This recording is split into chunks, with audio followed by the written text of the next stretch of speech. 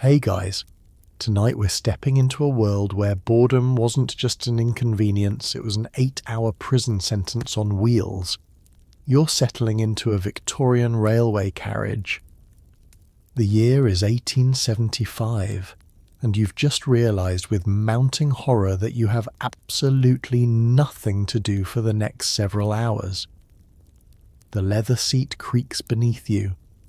The compartment smells of coal smoke and someone's overly enthusiastic use of lavender water, and through the smudged window, you watch the same field roll by for what feels like eternity. The rhythmic clickety-clack of wheels on rails that seemed charming for the first 5 minutes has become a monotonous lullaby threatening to drive you slowly insane. You shift in your seat, trying to find a position that doesn't make your legs cramp, and you glance at your fellow passengers, 3 strangers who look just as desperately bored as you feel.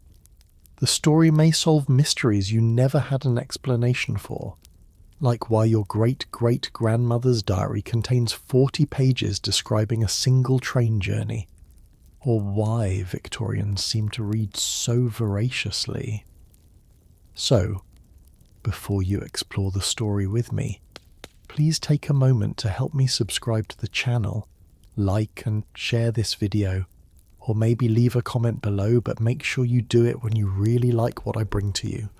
Tell me where you're watching from tonight, whether you're in bed in Boston or winding down in Wellington, and if you've ever been stuck on a journey with absolutely nothing to do.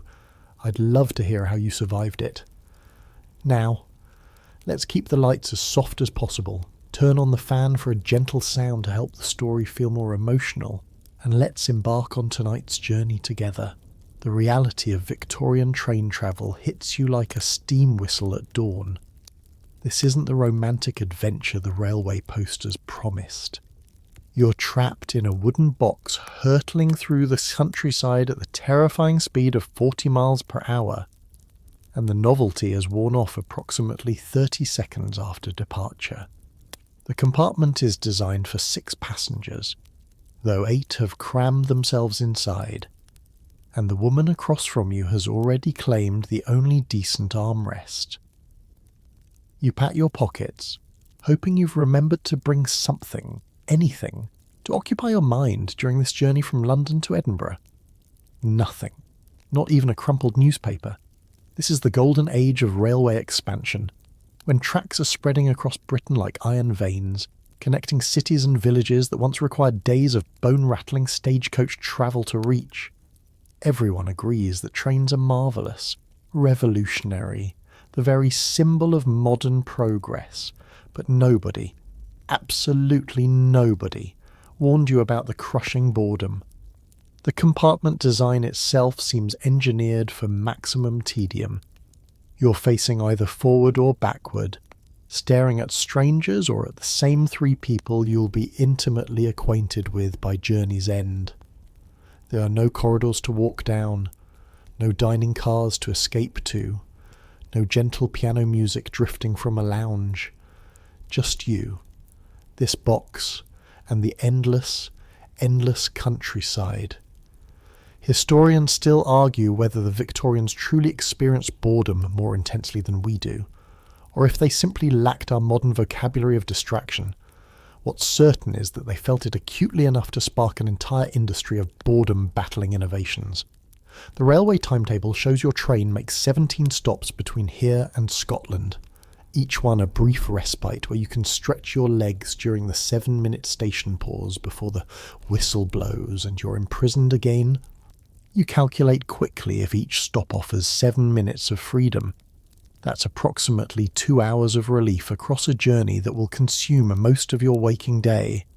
The gentleman to your left has already fallen into a sort of trance, eyes glazed over as he stares at the antimacassar on the seat back.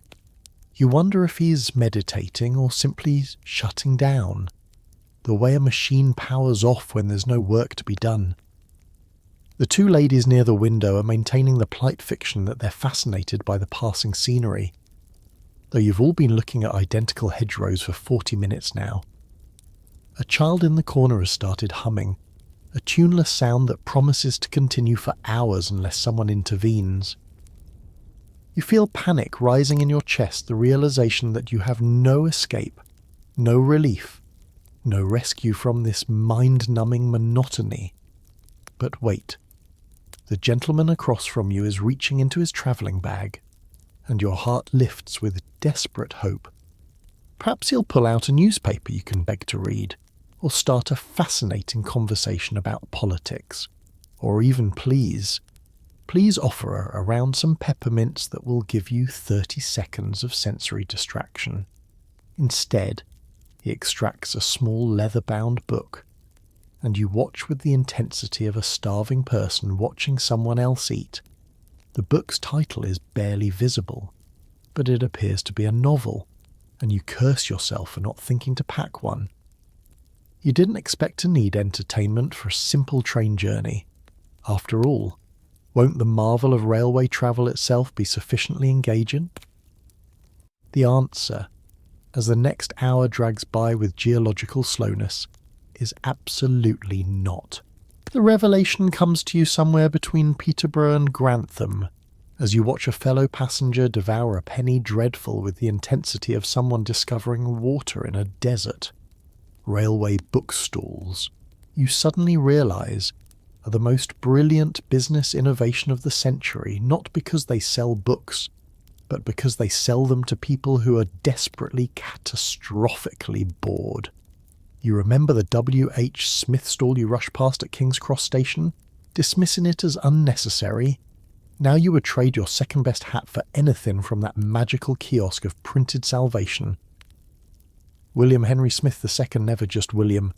Always the full pompous title, figured out something revolutionary in 1848 when he opened his first railway bookstall. He understood that travellers aren't normal book buyers. You're not browsing leisurely, comparing titles, seeking literary merit. You're panicking. You have 4 minutes before your train departs, and you've just realised you'll be trapped in a box for 6 hours with nothing but your own thoughts. You'll buy anything, an agricultural manual, a guide to Belgian architecture, last month's newspaper, a recipe book despite never having cooked a meal in your life. Smith recognised desperation when he saw it, and he built an empire on your boredom. The stalls spread like wildfire across every major station in Britain. By the time you're taking this journey in 1875, you cannot board a train without walking past towers of reading material specifically designed for your predicament. The railway novel has become its own genre, cheap, quickly printed, morally acceptable enough that a lady can read it in public, and crucially, exactly the right length to last from London to your destination. Publishers compete to produce books that can be read in a single journey, calculating word counts based on average railway speeds and travel times. It's literature by the mile. You watch the passenger with a penny dreadful turn another page, and you catalogue everything you know about these magical bookstalls. They're positioned at exactly the right spot on every platform impossible to miss, positioned where crowds naturally bottleneck. The covers are lurid, designed to catch your eye in the chaos of steam and shouting porters. The prices are carefully calibrated, expensive enough to make profit, cheap enough that you won't hesitate when you're desperate. Smith has even convinced the railway companies that bookstalls add respectability to their stations, transforming them from mere transportation hubs into centres of culture and learning. Never mind that half the books are sensational trash, they're respectable trash, bound in cloth covers with serious-looking typography. Historians still argue whether railway bookstalls actually improved literacy rates, or simply converted existing readers into more voracious consumers. What's undeniable is that they changed what people read and how they read it. Before trains, you might spend weeks with a single novel, savouring it by the fireplace. Now you consume books like snacks, discarding them in station waiting rooms for the next desperate traveller to discover. The books themselves transform to match this new reality, shorter chapters, more cliffhangers, faster pacing. Authors learn to write for the rhythm of railway travel, inserting natural stopping points at intervals that match station stops. The variety astounds you, even in memory. Smith's stalls stock everything from improving religious tracts to lurid murder mysteries. There are travel guides for people travelling to the very destinations you're heading toward a genius bit of marketing, selling you information about a place moments before you arrive there.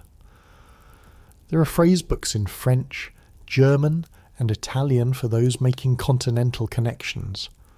There are collections of poetry for the romantically inclined, though you suspect most poetry buyers are trying to impress fellow passengers rather than actually read the verses. There are even specialised magazines created exclusively for railway travellers, filled with short stories and articles designed to be read in chunks between stations. The economics are beautifully simple. Smith pays the railway company's rent for platform space, but that rent is modest because the railways recognise that bored, frustrated passengers are angry passengers.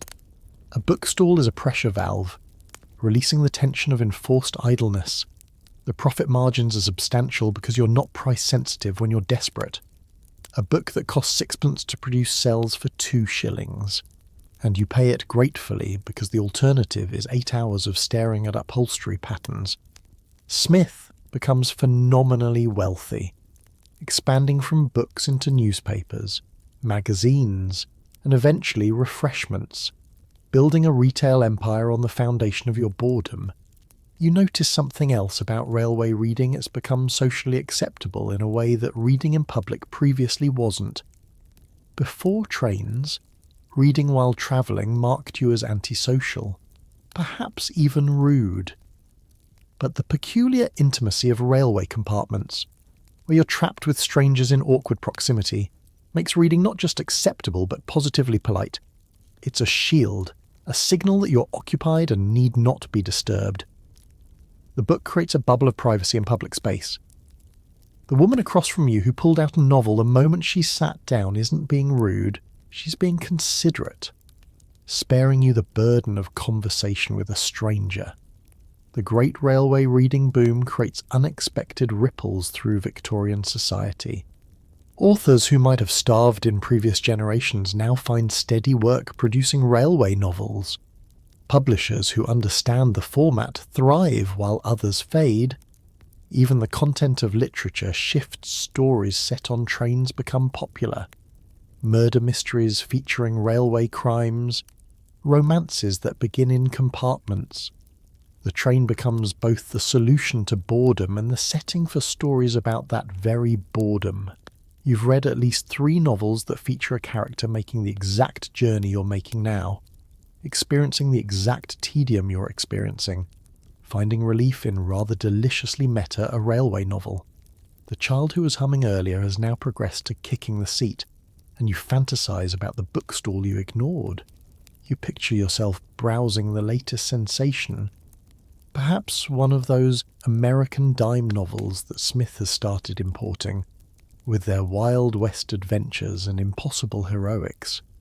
Or maybe something more respectable, a volume of Dickens, who understood railway boredom so well he set entire passages of his novels in trains, capturing that peculiar sense of suspended time and compressed humanity. But no, you have nothing, and the gentleman with his leather-bound book shows no signs of sharing. At the next station stop, you promise yourself you'll leap from the compartment and beg the platform ender for anything, absolutely anything, with words printed on it. Even an advertisement pamphlet would do at this point. You've learned your lesson about railway travel. Never, ever bored without reading material. William Henry Smith has won. You're converted to his gospel of portable literature. If only that conversion had come one station earlier. The worst part about Victorian train travel, you're discovering, isn't the boredom itself, it's the boredom combined with the social minefield of being locked in a box with complete strangers for hours on end. You glance nervously at the gentleman sitting directly across from you, wondering if he's the chatty type or the silent type. And which would actually be worse right now? The compartment door has no interior handle, a design feature. meant to prevent accidents, but which effectively means you're imprisoned with these 5 strangers until the next station stop. You could be sharing this space with delightful companions who'll make the journey fly by with witty conversation. Or you could be trapped with a bore who'll lecture you about sheep farming for the next 6 hours. There's absolutely no way to know until someone opens their mouth. The social etiquette of railway travel is still being negotiated in 1875, which makes everything awkward and uncertain. Do you acknowledge your fellow passengers with a polite nod? Introduce yourself formally. Pretend they don't exist and stare fixedly out the window. Different classes have different rules, and even within your second-class compartment, there's confusion about what's proper. The elderly lady near the window has her face set in an expression that clearly communicates she will not be spoken to under any circumstances. The young man by the door keeps clearing his throat as if he's about to say something, then thinking better of it. You're all performing this elaborate dance of potential social interaction, each moment thick with the possibility that someone will break the silence. Historians still argue whether Victorian railway compartments were more dangerous or more tedious. Since both possibilities terrified travellers equally, the popular press is filled with cautionary tales about railway murders, attacks, and improprieties, all made possible by the isolated compartment design. You've read about the notorious Franz Müller case, where a gentleman was murdered and thrown from a moving train in 1864, his body found beside the tracks. The killer was caught, but the case sparked a moral panic about railway safety. Now, every time you enter a compartment with strangers, you can't help but assess them for murderous tendencies. That respectable-looking businessman, could he be a killer?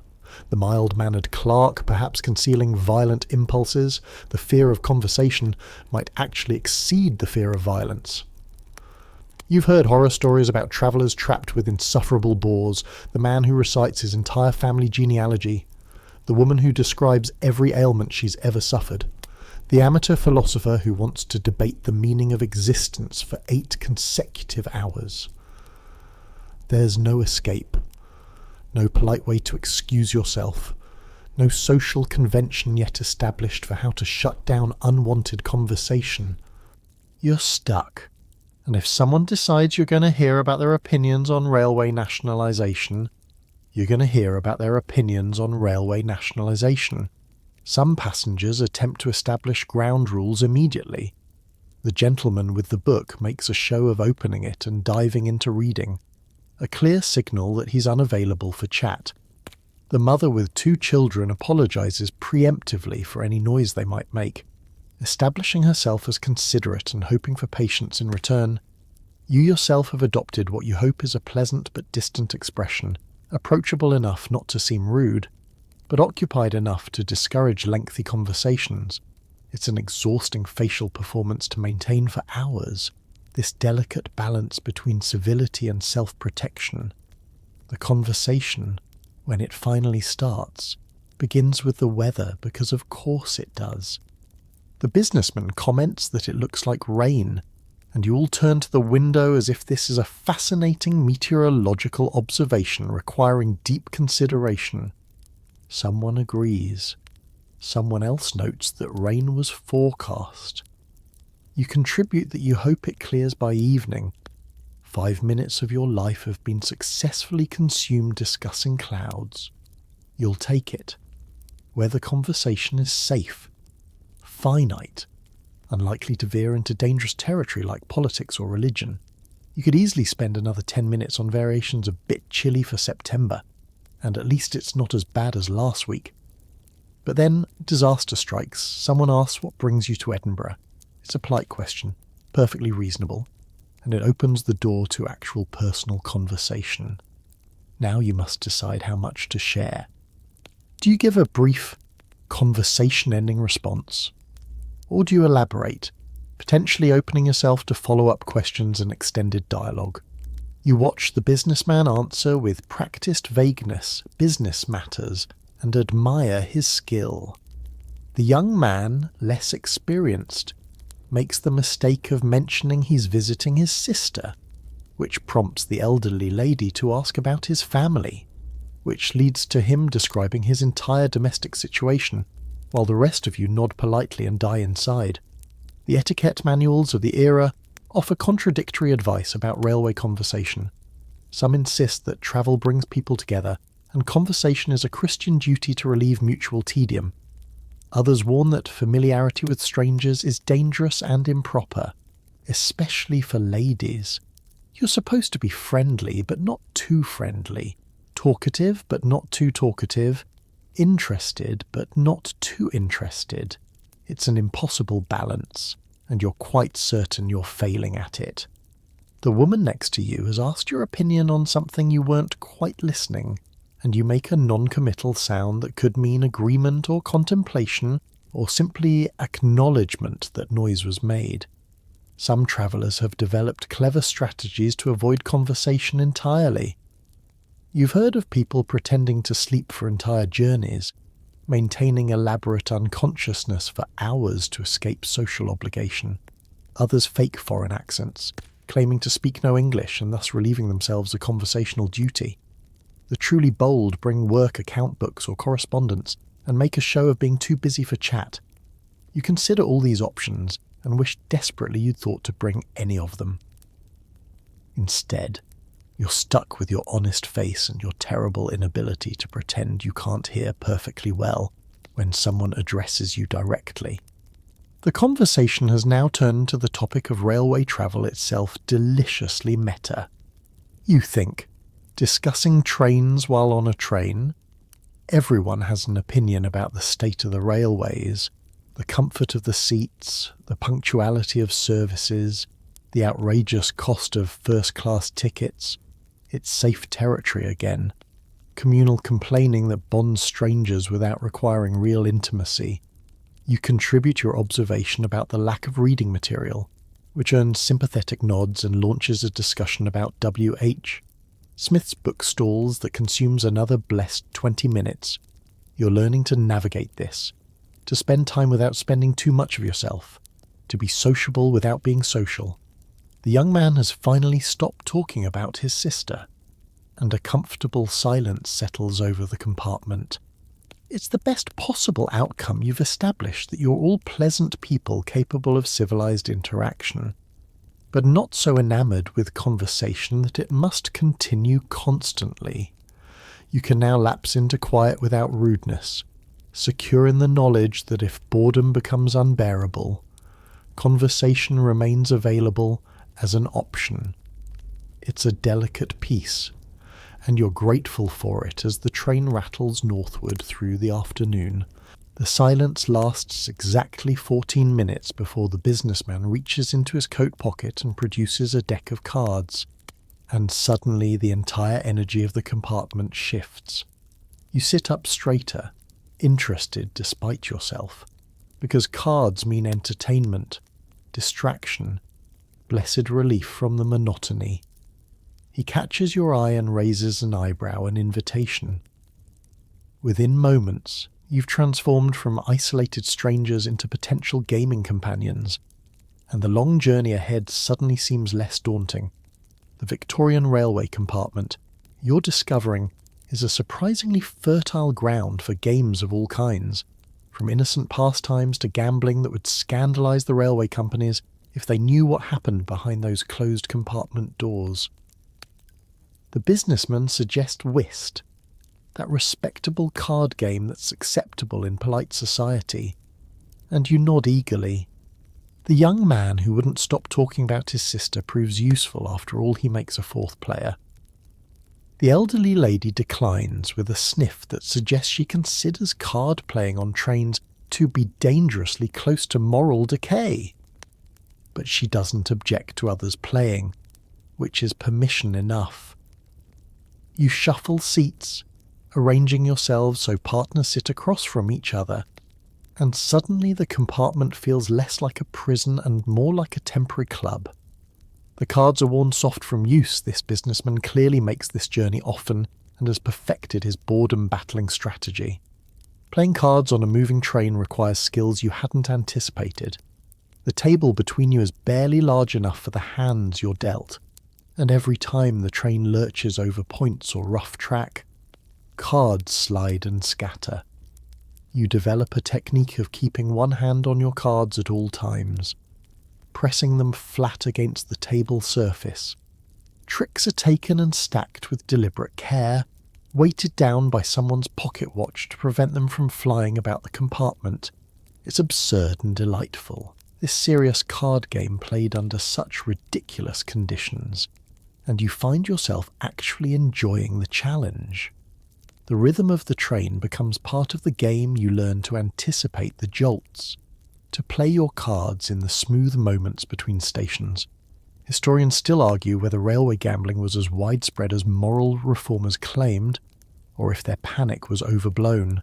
What's certain is that cards, dice, and various games of chance flourished in railway compartments, away from the disapproving eyes of authorities. You've heard stories of fortunes won and lost between London and Brighton, of professional gamblers who ride the rails looking for naive travellers to fleece, of elaborate cheating schemes involving confederates in multiple compartments. The businessman assures you this is just a friendly game, penny stakes at most, but you notice how skillfully he shuffles, how quickly he calculates the score. You're being hustled, probably, but you don't particularly mind. The entertainment is worth a few lost pennies. Not everyone gambles, of course. The mother with children has produced a portable chess set, teaching her eldest daughter the moves while the youngest watches with fascination. The pieces are weighted, designed specifically for travel, with little pegs on the bottom that fit into holes drilled in the board. Even when the train sways, the pieces stay put. You've seen similar travel sets for checkers, backgammon, and even elaborate games like Halma that you've never quite understood the rules for.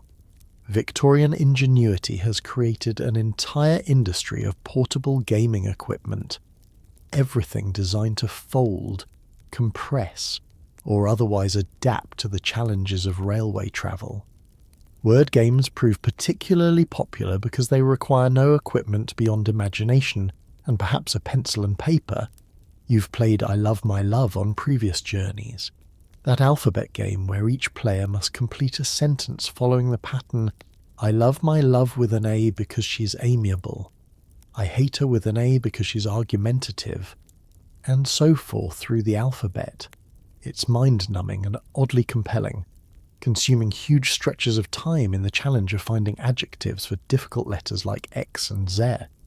The game reveals more about players than intended the words they choose, the qualities they value or despise, the creativity of their vocabulary. You've learned to be cautious about playing it with strangers, lest you accidentally reveal too much about your inner character. The young man suggests 20 questions, which requires one player to think of an object while others try to guess it through yes or no questions. It's perfect for railway travel, needs no equipment, can accommodate any number of players, and can stretch to fill however much time needs filling. You've been on journeys where a single round lasted an hour because someone chose something impossibly obscure and revelled in watching others struggle. The businessman thinks for a moment, announces, I have it, and you begin the interrogation, animal, vegetable, or mineral. The ancient categorization system that somehow never seems quite adequate for modern inventions like trains themselves. Children's games spill over into adult entertainment through sheer boredom. You find yourself actually interested when the mother starts a round of I Spy with her daughters, though the limited visual field of a railway compartment makes it almost comically simple. I spy with my little eye something beginning with W.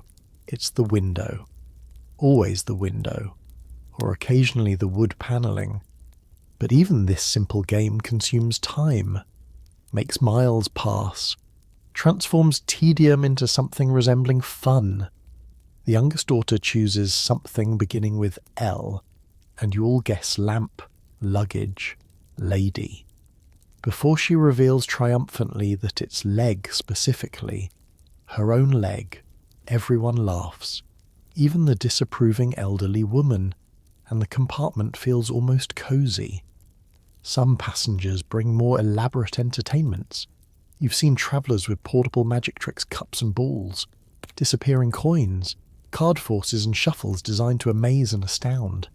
The performances are usually terrible, the tricks transparent, but the effort counts for something.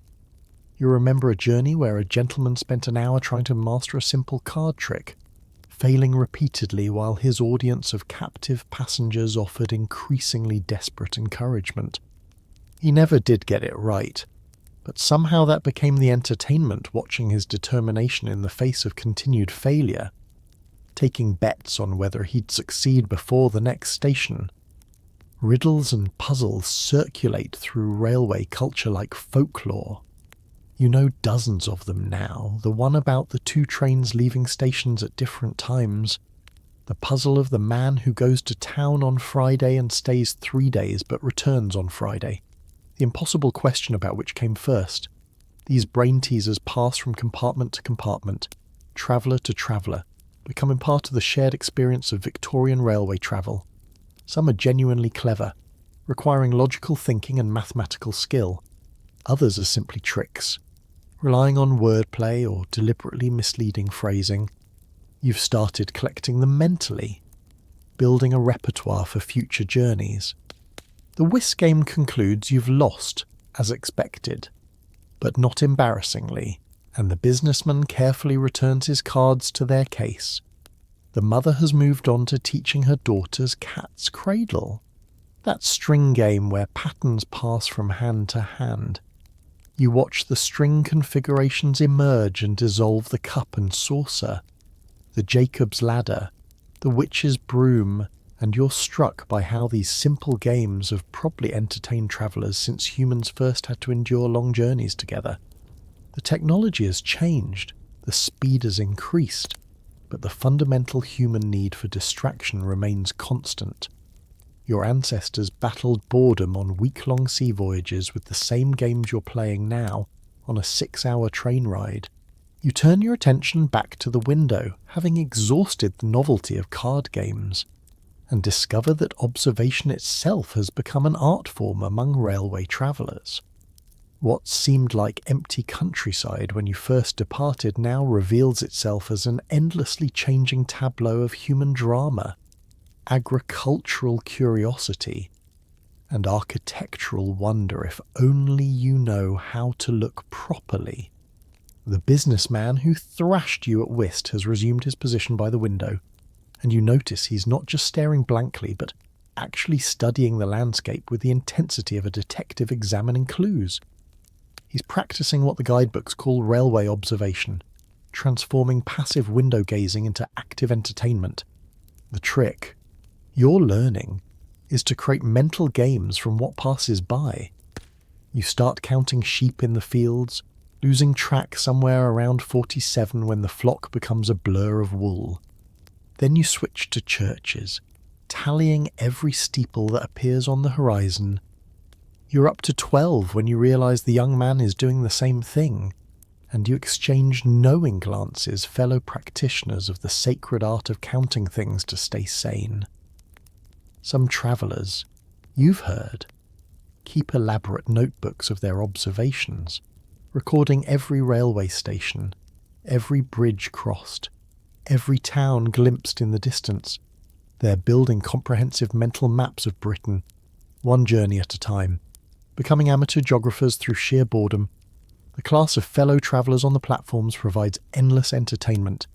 At each station stop, you press your face to the window and catalogue the human parade. There's always the harried businessman sprinting for a connection, coattails flying, the family with too much luggage and too little time, frantically loading trunks while the porter shouts warnings about departure, the romantic couple saying goodbye with entirely too much emotion for a public platform. You've started to recognise types, the nervous first-time traveller clutching their ticket like a life preserver, the seasoned commuter who boards with bored efficiency, the vendor hawking meat pies with desperate enthusiasm. Each station offers a 7-minute theatrical performance, and you're the captive audience.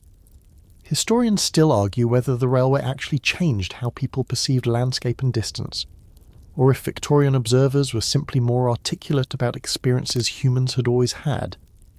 What's undeniable is that train travel created a new way of seeing the world framed by a window, moving past at unprecedented speeds, fragmentary and dreamlike. You're not walking through this landscape or riding through it on horseback, experiencing it intimately.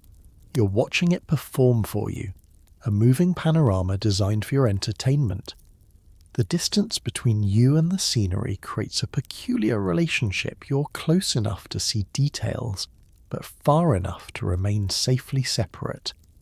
An observer rather than a participant. You develop techniques for maximizing visual interest. When the landscape grows monotonous and, does it grow monotonous through certain stretches of identical farmland, you focus on tiny details.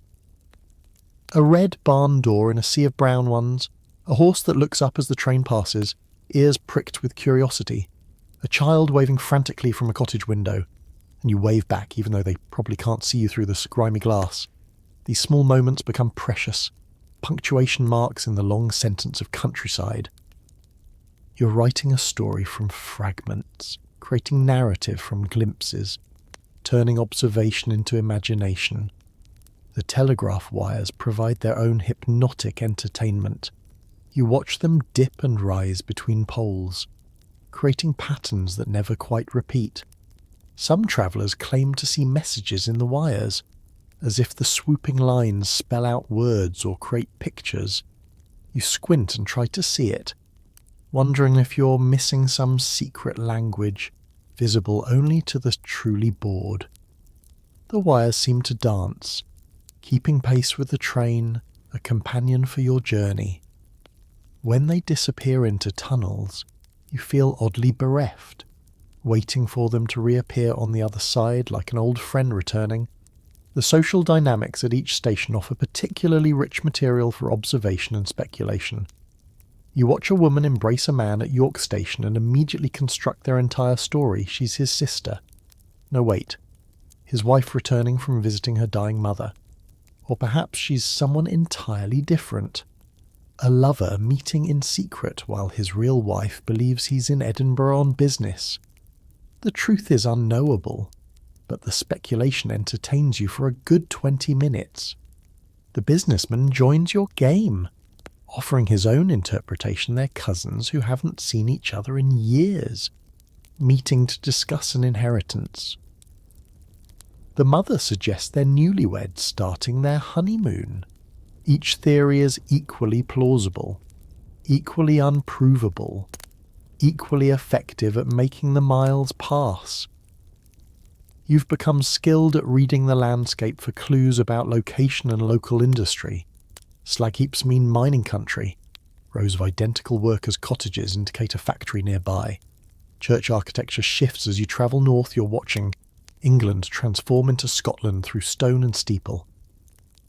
The fields change too, from wheat to barley to rougher grazing land as the terrain becomes more challenging. You're reading the countryside like a book, each chapter distinct, each offering new information about the people who live and work here.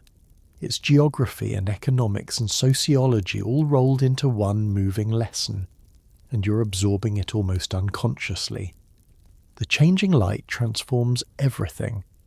The afternoon sun that seemed harsh and revealing when you departed has softened into golden hour, making even the humblest cottages look picturesque. Shadows lengthen across fields, creating dramatic contrasts that make you wish you were a painter or photographer. The landscape you dismissed as dull when viewed in flat midday light now reveals depth, texture, beauty you hadn't noticed. You understand why landscape painters spend so much time studying light. It changes everything, transforms the ordinary into the sublime. Even the inside of your compartment looks different. Dust motes dancing in the slanting sunbeams. Your fellow passengers' faces softened and made mysterious. You spot a deer at the edge of a wood, frozen in alert attention as the train rushes past, and everyone in the compartment turns to look. It's gone in a second. But that brief glimpse feels like a gift, a reward for your patient observation. The mother points it out to her daughters, who squeal with delight. The elderly woman permits herself a small smile. Even the businessman looks pleased, as if the deer appeared specifically for your entertainment. These shared moments of wonder break down the barriers between strangers, remind you that you're all humans together, all seeking beauty and distraction in a journey that sometimes feels endless. The sky is beginning to colour now, hints of pink and orange creeping into the clouds. You settle deeper into observation, knowing that sunset from a train window is one of the great free entertainments of railway travel. The day is ending, your journey is progressing, and through simple attention to the world outside your window, you've transformed hours of potential tedium into something approaching meditation. You've learned to see, really see, and the landscape rewards your attention with constant, subtle variation. The window isn't a frame for boredom, it's a portal to endless, moving fascination. If only you're willing to look. Your stomach rumbles with theatrical timing just as the train begins to slow for the next station, and you realise that food isn't just sustenance on a long railway journey, it's entertainment, distraction, and a socially acceptable way to consume time that would otherwise hang heavy on your hands. The businessman is already reaching for his hamper, that wicker monument to Victorian preparedness, and you curse yourself once again for your lack of foresight. You've forgotten reading material, you've brought no games, and most damningly, you've packed no food for a journey that will stretch well into the evening. You're about to learn the hard way that railway dining is a precise military operation requiring careful planning, split-second timing, and a willingness to eat dubious meat pies at questionable stations. The elaborate picnic basket emerges from beneath the businessman's seat like a magician's prop, impossibly large for the space it occupied. He opens it with ceremonial care, revealing layers of carefully packed provisions, cold chicken wrapped in cloth, hard-boiled eggs nestled in paper, thick slices of bread and cheese, apples that gleam like jewels in the afternoon light. There's even a small bottle of wine, proper glasses wrapped in napkins, and what appears to be a slice of cake for dessert. You watch this display of preparedness with a mixture of admiration and envy. This man has travelled before. He understands the fundamental truth of Victorian railway journeys: you must bring your own comfort, because the railways certainly won't provide it. The mother unpacks a more modest but equally well-organised meal for her daughters: sandwiches cut into neat triangles, biscuits in a tin, a flask of what you assume is milk or weak tea. Even the young man who talked incessantly about his sister produces a paper-wrapped bundle containing bread and sausage. You're the only one unprepared, the amateur among professionals, and you feel the shame of it acutely. The businessman notices your predicament and, with Victorian courtesy, offers to share his provisions. You accept gratefully, trying not to seem too eager as he passes you a piece of chicken and a slice of bread. The food tastes like salvation. Historians still argue whether railway refreshment rooms were genuinely terrible or if travellers' complaints were exaggerated for entertainment value. Having experienced one yourself on a previous journey, you lean firmly toward the genuinely terrible camp. The refreshment room strategy requires perfect timing. The train stops for 7 minutes. You must disembark, locate the refreshment room, fight through the crowd, order and pay for food, consume it while standing, and return to your carriage before the whistle blows. Failure at any stage means either missing your meal or missing your train. The food itself is uniformly dreadful coffee that tastes of dishwater, sandwiches of mysterious and possibly ancient origins, pies that could double as building materials. But when you're hungry and trapped, you'll eat absolutely anything. The Great Railway Refreshment Room swindle is legendary among travellers. The rooms charge premium prices for minimal quality. Knowing you have no alternatives and no time to complain, they cut portions to maximize profit, water down drinks, and employ staff who move with deliberate slowness, ensuring you're still waiting when the departure whistle sounds. You've heard stories of travellers who ordered meals, paid for them, and then watched helplessly as the train pulled away while their food sat unretrieved on the counter. The refreshment room operators, you suspect, then reserved those same meals to the next desperate passengers.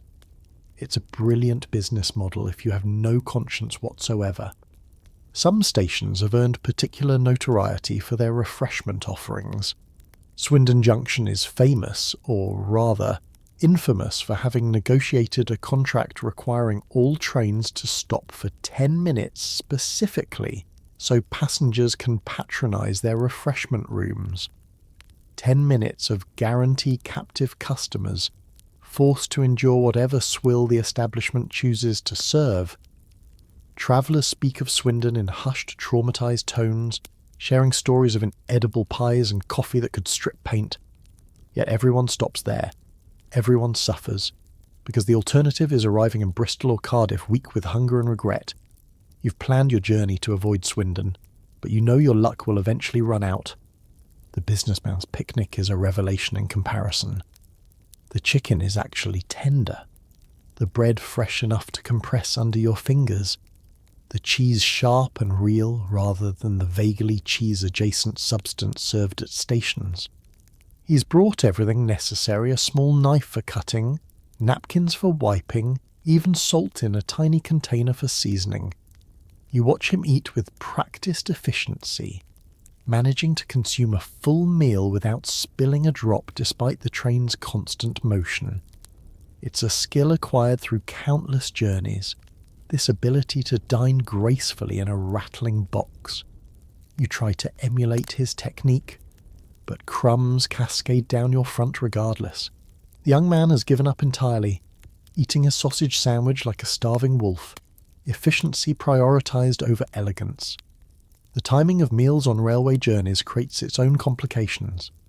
You departed after breakfast but will arrive too late for dinner, placing your midday meal in an awkward temporal no man's land. Do you eat a full lunch at noon and risk hunger later? Pack extra food for a late afternoon snack.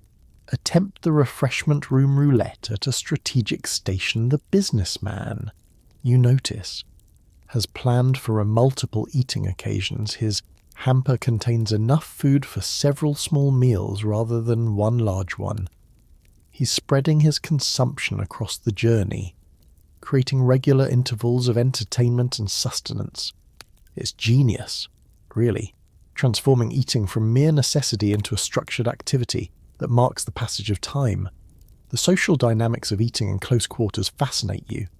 Offering food to strangers is generous, but it also creates obligation and intimacy.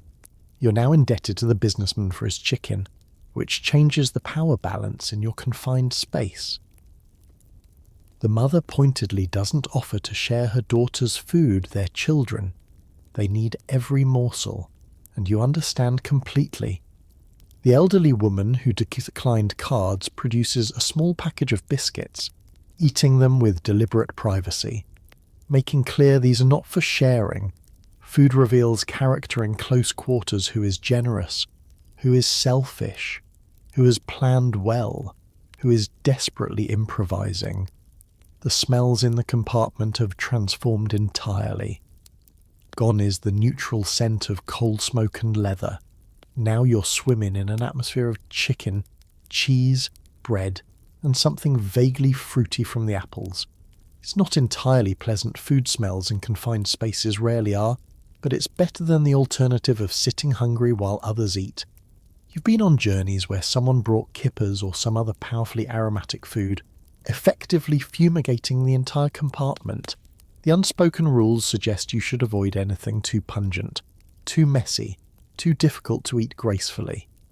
The businessman's chicken and bread is perfectly calibrated, substantial without being offensive, satisfying without being ostentatious.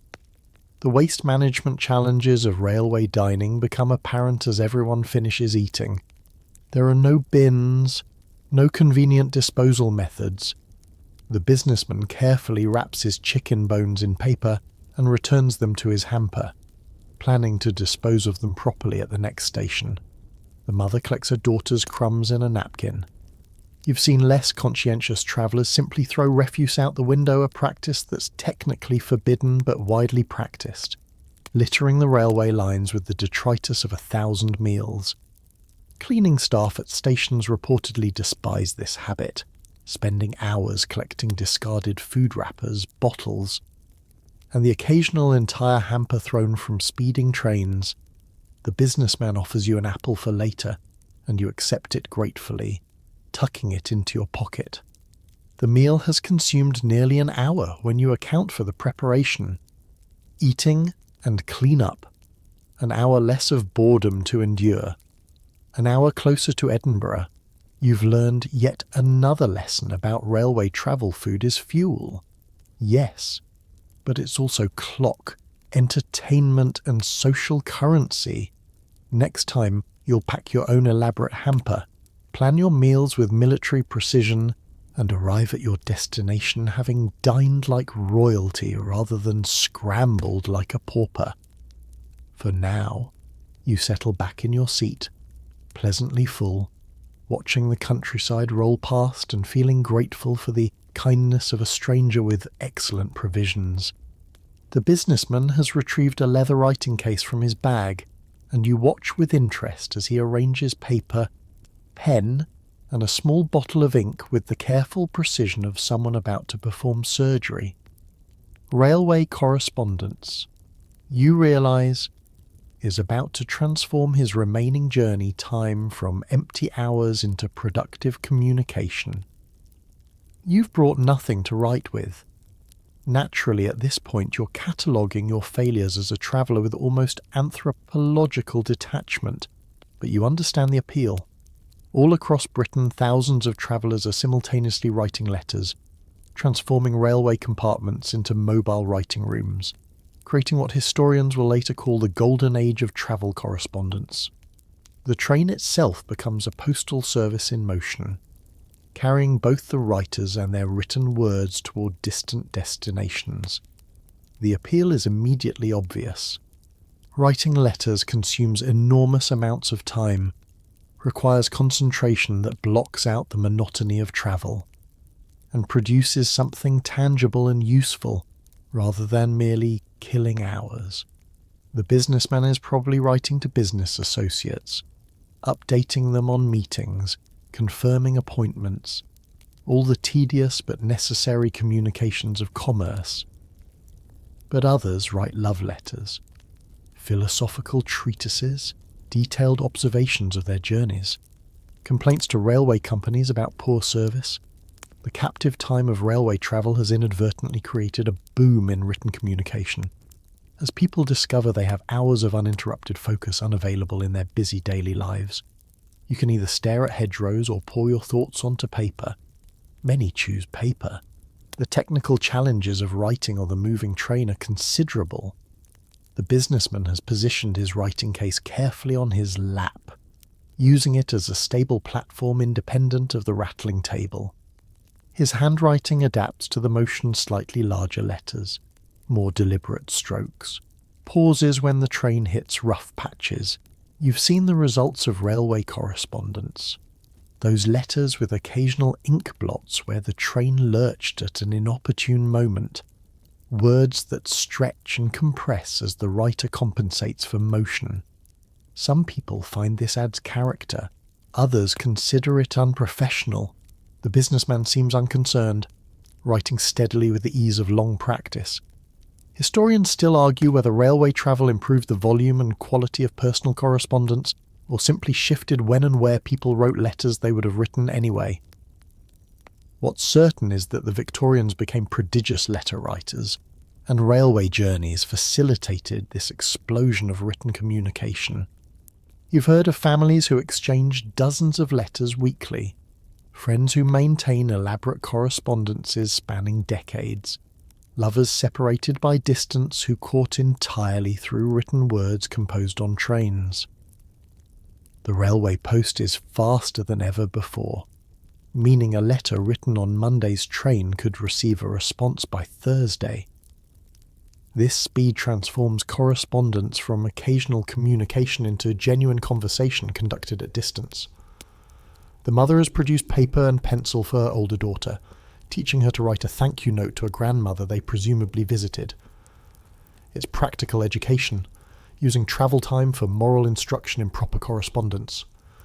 The girl forms her letters carefully, tongue poking out in concentration, while the train provides irregular percussion to her efforts. You remember learning to write yourself, though probably not on a train that seems advanced technique, requiring mastery of basic penmanship before adding the complexity of motion. Still, the girl manages creditably, producing a note that's legible if somewhat sprawling.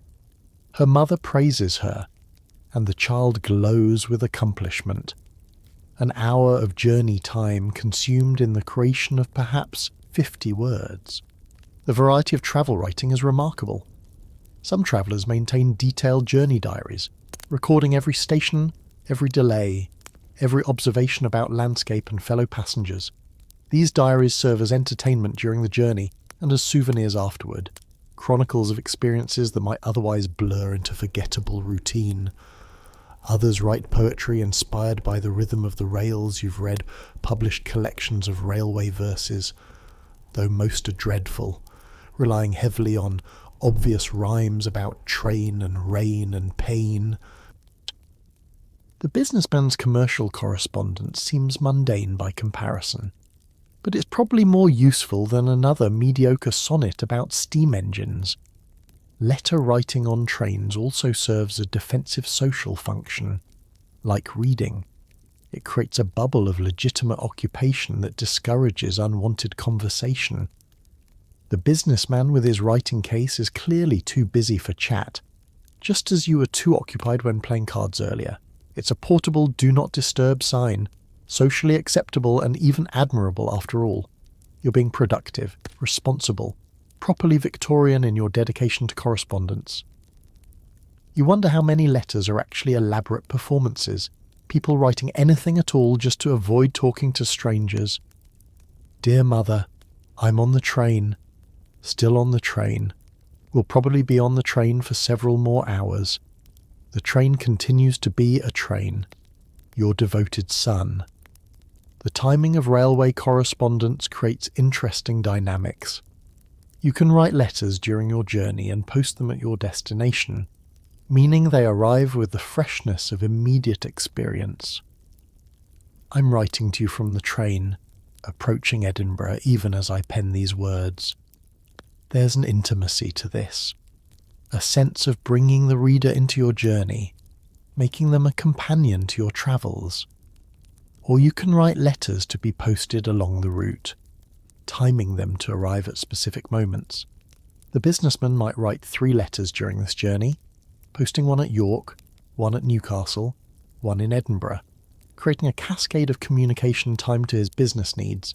The stationery industry has adapted beautifully to railway writing. Special travel writing cases include everything needed in compact form paper: envelopes, pens, ink that won't spill even when shaken, blotting paper for quick drying, even pre-printed railway letterhead for those who want to emphasise the romantic setting of their correspondence.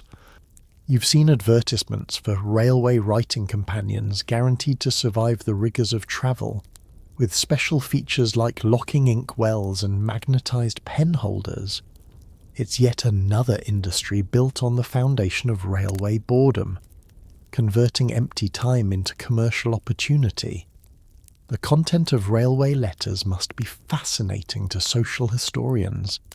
What do people write about when trapped on trains for hours? The journey itself features prominently weather conditions, fellow passengers, delays and frustrations, the quality of refreshment rooms, but trains also provide mental space for deeper reflection, away from the distractions of home and office.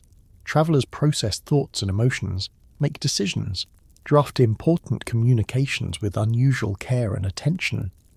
The train journey becomes a moving monastery, a place of contemplative focus where letter writing transforms into something approaching meditation. You watch the businessman seal his first letter with satisfaction. Already beginning a second, the mother's daughter has finished her thank you note and started drawing instead. But the principal remains using paper and pencil to transform time from burden into resource. You calculate that the businessman might complete 4 or 5 letters during your journey, each one carefully composed, properly addressed, ready for posting. That's 4 or 5 future conversations initiated, relationships maintained, business matters advanced. Meanwhile, you're sitting here with empty hands and an empty mind, having learned yet another lesson about the necessity of preparation. Next time, when you're building quite a list of next times, you'll bring writing materials. Stack up your correspondence before the journey, and arrive at your destination having accomplished something beyond mere arrival. The scratching of the businessman's pen provides a new soundtrack to your journey. A counterpoint, the clickety-clack of wheels on rails. It's oddly soothing. This evidence of productivity in the midst of transit. You close your eyes and listen to it, letting the sound lull you toward the one entertainment option you haven't yet exhausted, the blessed escape of sleep. Just as you're drifting towards sleep, the young man who talked endlessly about his sister produces a harmonica from his pocket, and you realize with a mixture of delight and dread that music has entered your railway compartment. He raises it tentatively to his lips, glancing around for permission or objection, and when no one immediately protests, begins to play a simple folk melody that somehow sounds both cheerful and melancholic in the confined space. The tin whistle notes compete with the train's percussion, creating an oddly appealing duet of human and mechanical music. You're discovering that Victorian railway travellers will try absolutely anything to combat boredom, including transforming their compartments into rolling concert halls, though the quality of these impromptu performances varies wildly from delightful to torturous. The harmonica is perfectly designed for railway travel, small, portable, requiring no accompaniment, and capable of producing recognisable melodies with minimal skill. The young man plays with earnest mediocrity, hitting most of the right notes most of the time, which is honestly better than you expected. The melody is Green Sleeves, that ancient tune that everyone knows, and you find yourself humming along despite your earlier irritation with this particular passenger. Music transforms the social dynamic once again. You're no longer strangers enduring proximity but an accidental audience, united in the experience of this performance. Even the elderly woman who disapproved of cards seems to be tapping her foot slightly, though she'd probably deny it if confronted. The history of railway music is surprisingly rich. You've heard stories of professional musicians who practice during their commutes, cellists somehow managing their instruments in second-class carriages, violinists working through scales, while other passengers suffer or celebrate depending on the skill level. Opera singers run through vocal exercises, their voices echoing strangely in the wooden compartments. One famous story tells of a pianist who brought a portable keyboard on trains, though how anyone managed that logistically remains mysterious. The railways inadvertently created mobile practice rooms, giving musicians hours of uninterrupted time to hone their craft while simultaneously inflicting that craft on captive audiences. Historians still argue whether Victorian trains were generally musical spaces, or if the accounts of singing and playing are exceptions that got recorded precisely because they were unusual. You suspect the truth lies somewhere between music happened regularly enough to be unremarkable, but rarely enough that each occurrence felt special. The young man's harmonica playing certainly feels like an event, something that breaks the journey's monotony more effectively than cards or conversation. You're actually grateful for it, despite the instrument's occasionally wheezy tone and the player's tendency to rush the tempo during complicated passages. The mother encourages her daughters to sing along, and they do with the unself-conscious enthusiasm of children who haven't yet learned to be embarrassed. Their voices are high and sweet, if not entirely on pitch, and they know surprisingly many verses of Greensleeves. You join in on the chorus Why Not, and suddenly the compartment is filled with voices, a genuine sing-along happening spontaneously in this moving box. The businessman has stopped writing to participate, his baritone anchoring the melody. Even the elderly woman contributes a thin soprano on familiar passages. You're making music together, strangers united in song, and it's absurd and wonderful and exactly what you needed. The repertoire of railway songs tends toward the familiar and communal. You move from Greensleeves to Barbara Allen, then Early One Morning, each song a shared touchstone of British musical culture. The young man proves surprisingly adept at following along, improvising harmonies on his harmonica when he doesn't know the main melody. Someone suggests Home, Sweet Home, which seems appropriate for a journey that's taking you far from your own home, and the sentiment in the compartment grows decidedly maudlin. The mother's younger daughter starts crying during the chorus, overcome by homesickness or simply caught up in the emotion, and her mother comforts her while continuing to sing. Even tears become part of the performance. Not all railway music is so cooperative or pleasant.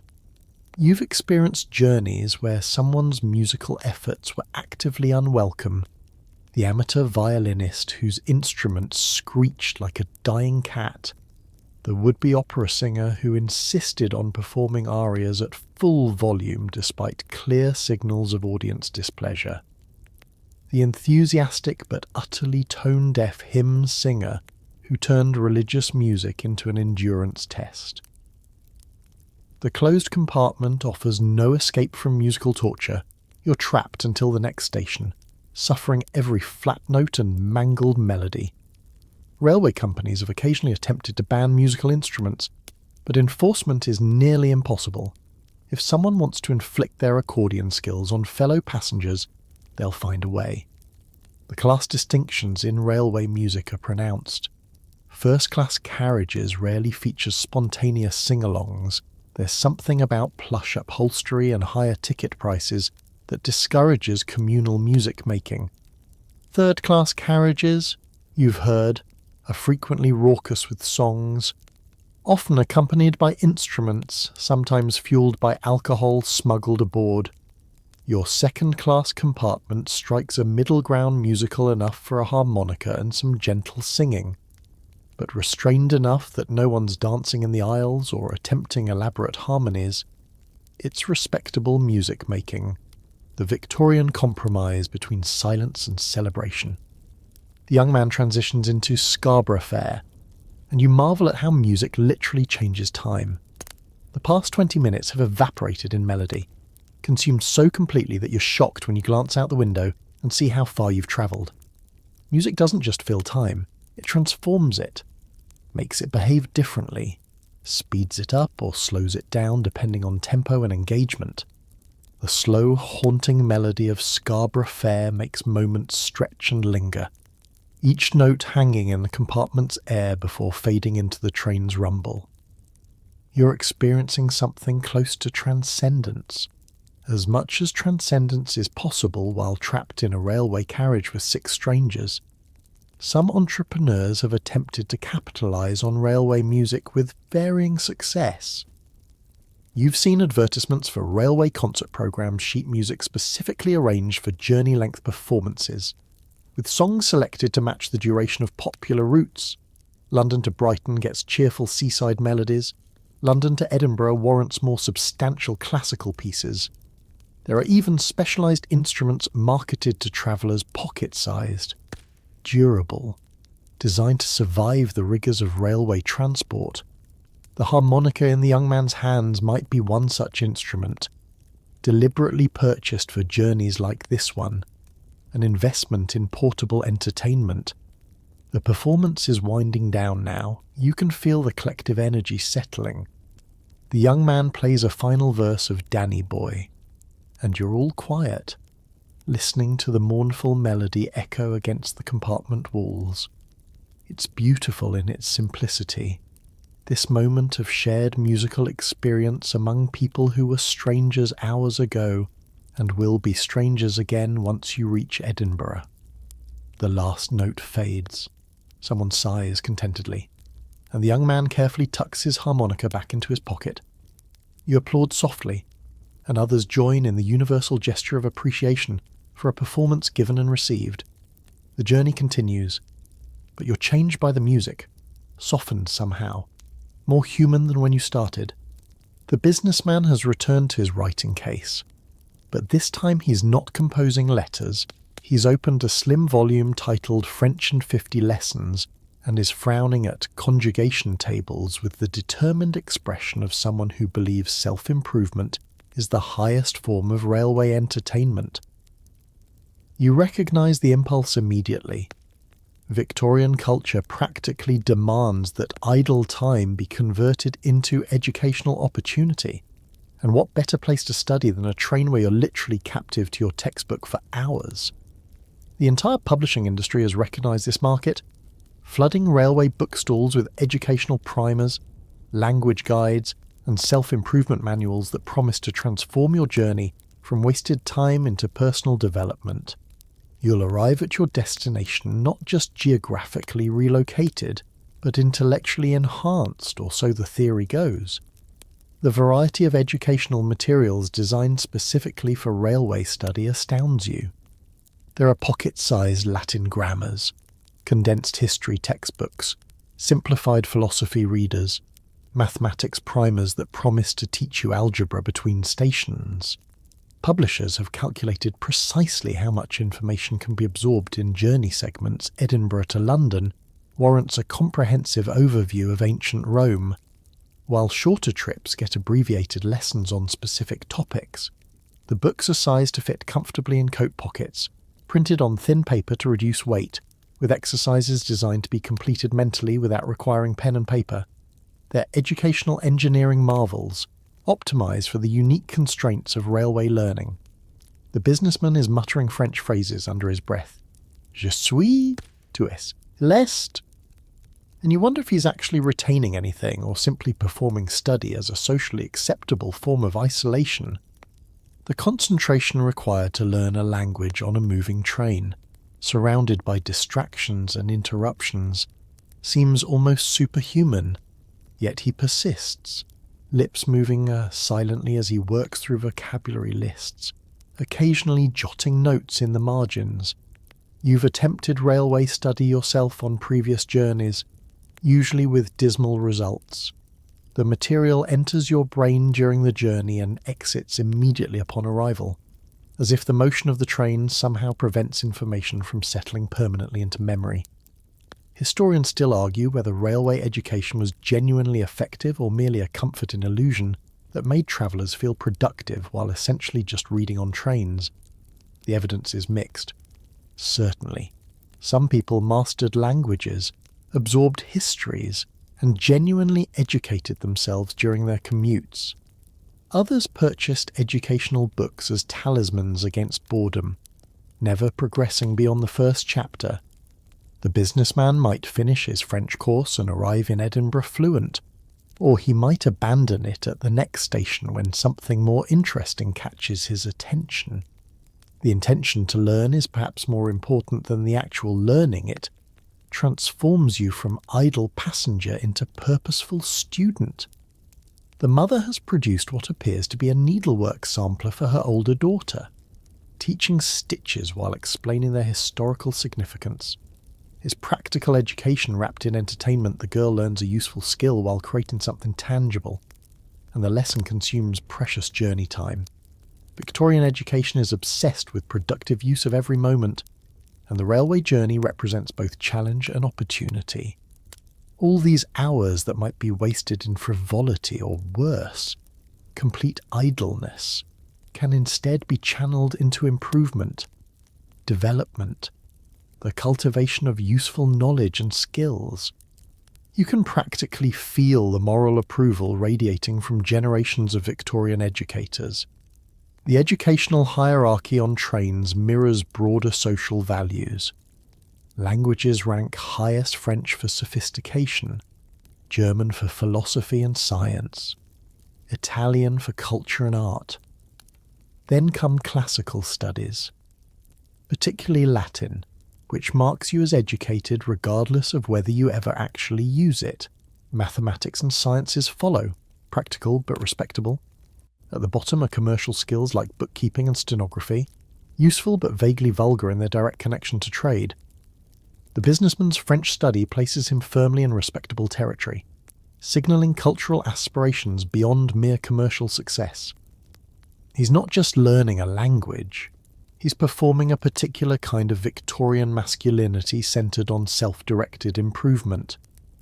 You've noticed a whole subgenre of railway educational materials focused on observation skills. A Gentleman's Guide to Railway Botany teaches you to identify plants from a moving train window. Architectural Styles of Britain, a Journey Guide, helps you categorise every building you pass. There are geological primers for reading landscape formations, ornithology guides for bird spotting between stations, even meteorological manuals that promise to make you an expert weather predictor through systematic cloud observation. These books acknowledge the reality of railway travel. You're going to be staring out that window anyway, so you might as well learn something while doing it. The young man has noticed the businessman's French book and shyly admits he's been teaching himself German from a similar primer. They compare notes on language learning techniques, sharing tips for memorization and pronunciation.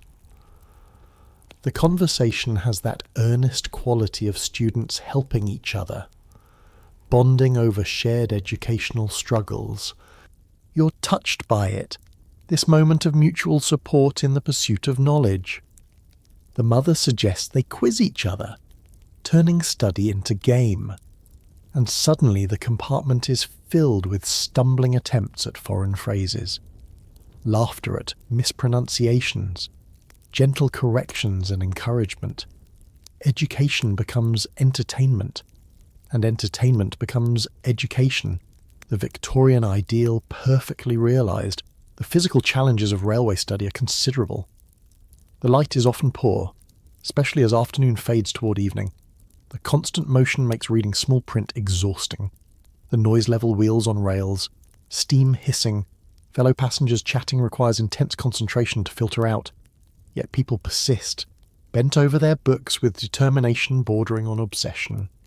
You suspect there's an element of performance in this dedication, a desire to be seen as someone who values learning, who uses time wisely, who embodies Victorian virtues of industry and self-improvement. Whether the learning actually happens is almost secondary to being perceived as a person who learns. Some railway educational materials take a more entertaining approach.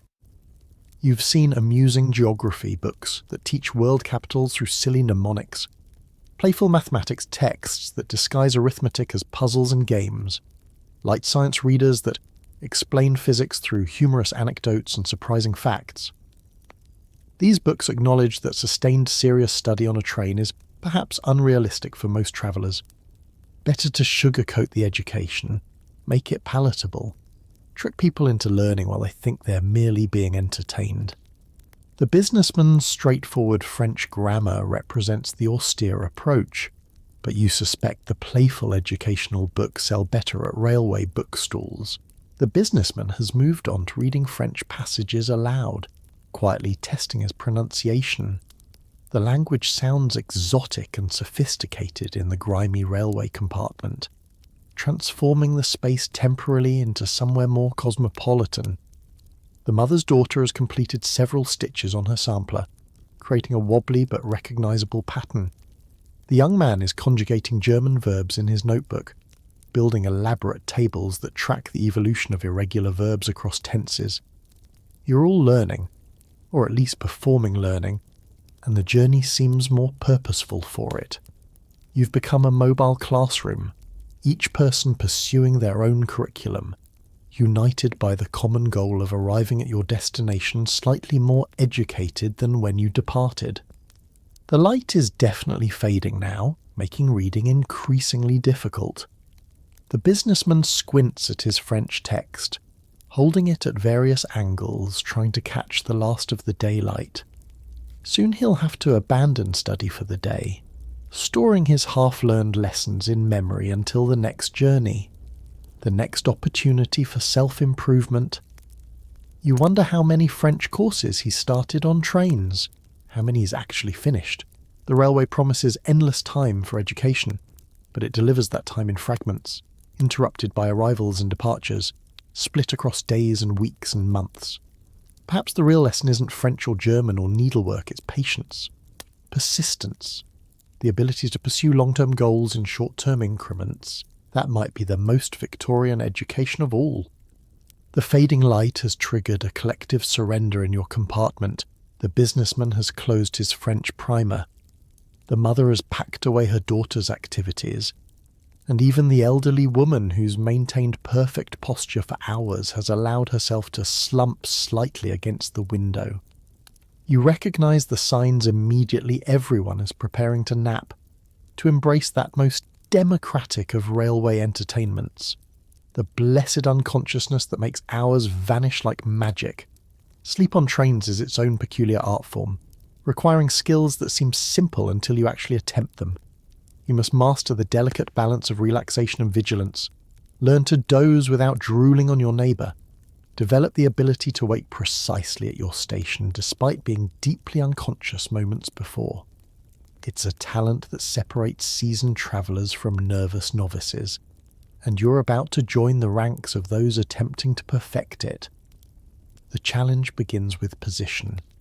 You cannot simply lie down, there's no room, and such behaviour would be scandalously improper. Instead, you must sleep sitting upright, finding some configuration of spine and neck that allows unconsciousness without total collapse. The businessman has perfected a technique where he crosses his arms, tucks his chin, and somehow remains perfectly balanced while clearly asleep. The mother has arranged her younger daughter against her shoulder, creating a mutually supportive sleeping arrangement where each props up the other. You experiment with leaning against the window, but the glass is cold and the vibrations travel directly into your skull. You try the opposite corner, wedging yourself between seat back and wall, but your neck immediately protests at the angle. The fear of sleeping in public adds another layer of complexity. What if you snore? What if you talk in your sleep, revealing embarrassing secrets to strangers? What if you drool, or worse, emit other bodily sounds while unconscious? The Victorian obsession with propriety makes railway sleep fraught with social anxiety. You've heard horror stories, the gentleman who slept so soundly he couldn't be woken at his station and woke up 50 miles past his destination. The lady whose hat fell off during sleep, revealing an elaborate wig beneath.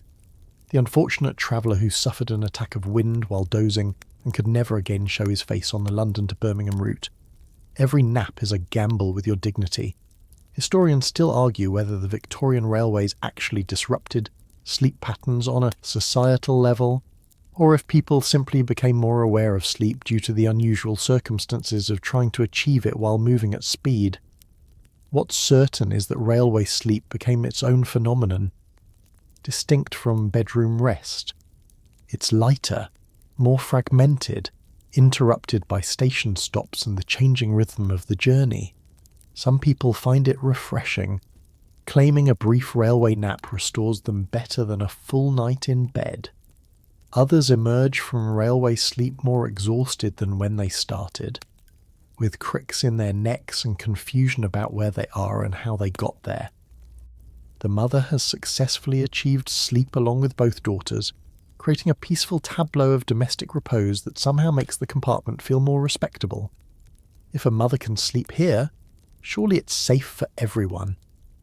The elderly woman's eyes are closed, though you suspect she's feigning sleep to avoid conversation rather than genuinely resting. The young man has wedged himself into his corner and is breathing with the heavy regularity of actual unconsciousness. The businessman remains perfectly still, arms crossed, potentially asleep or possibly just resting his eyes while remaining fully alert. With train sleep, it's often impossible to tell. You've developed your own strategy over multiple journeys. You focus on the rhythm of the wheels, using it like a lullaby. Clickety-clack, clickety-clack. The endless repetition that drove you mad earlier now becomes soothing, hypnotic. You let your eyes close, not forcing sleep but inviting it. Remaining aware of your surroundings while allowing consciousness to fade is meditation more than sleep, a state between waking and dreaming where time passes without your active participation. The train rocks gently well, not gently exactly, but rhythmically, predictably, and you let yourself rock with it, giving up the effort of resistance. The temperature in the compartment has dropped with the fading light, but the crowding of bodies creates warmth. You're aware of the collective breathing of your fellow passengers, the subtle shifts as people adjust positions, the occasional snort or sigh that punctuates the journey's soundtrack. There's an intimacy to sleeping near strangers that would be unbearable if you were awake and analysing it. But in this drowsy state, it feels almost comforting. You're all vulnerable together, all trusting each other to maintain the basic social contracts of shared space. No one will steal while you sleep. No one will take inappropriate liberties. You're bound by the unspoken rules of railway travel, even in unconsciousness. The station stops become part of your sleep cycle.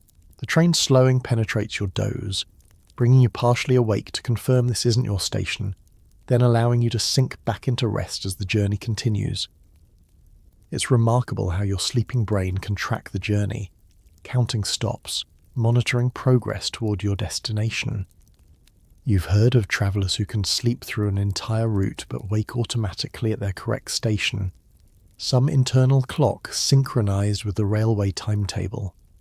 The businessman, you suspect, is one of these talented individuals. He'll open his eyes precisely at Edinburgh, refreshed and ready, while you stumble out confused and dishevelled.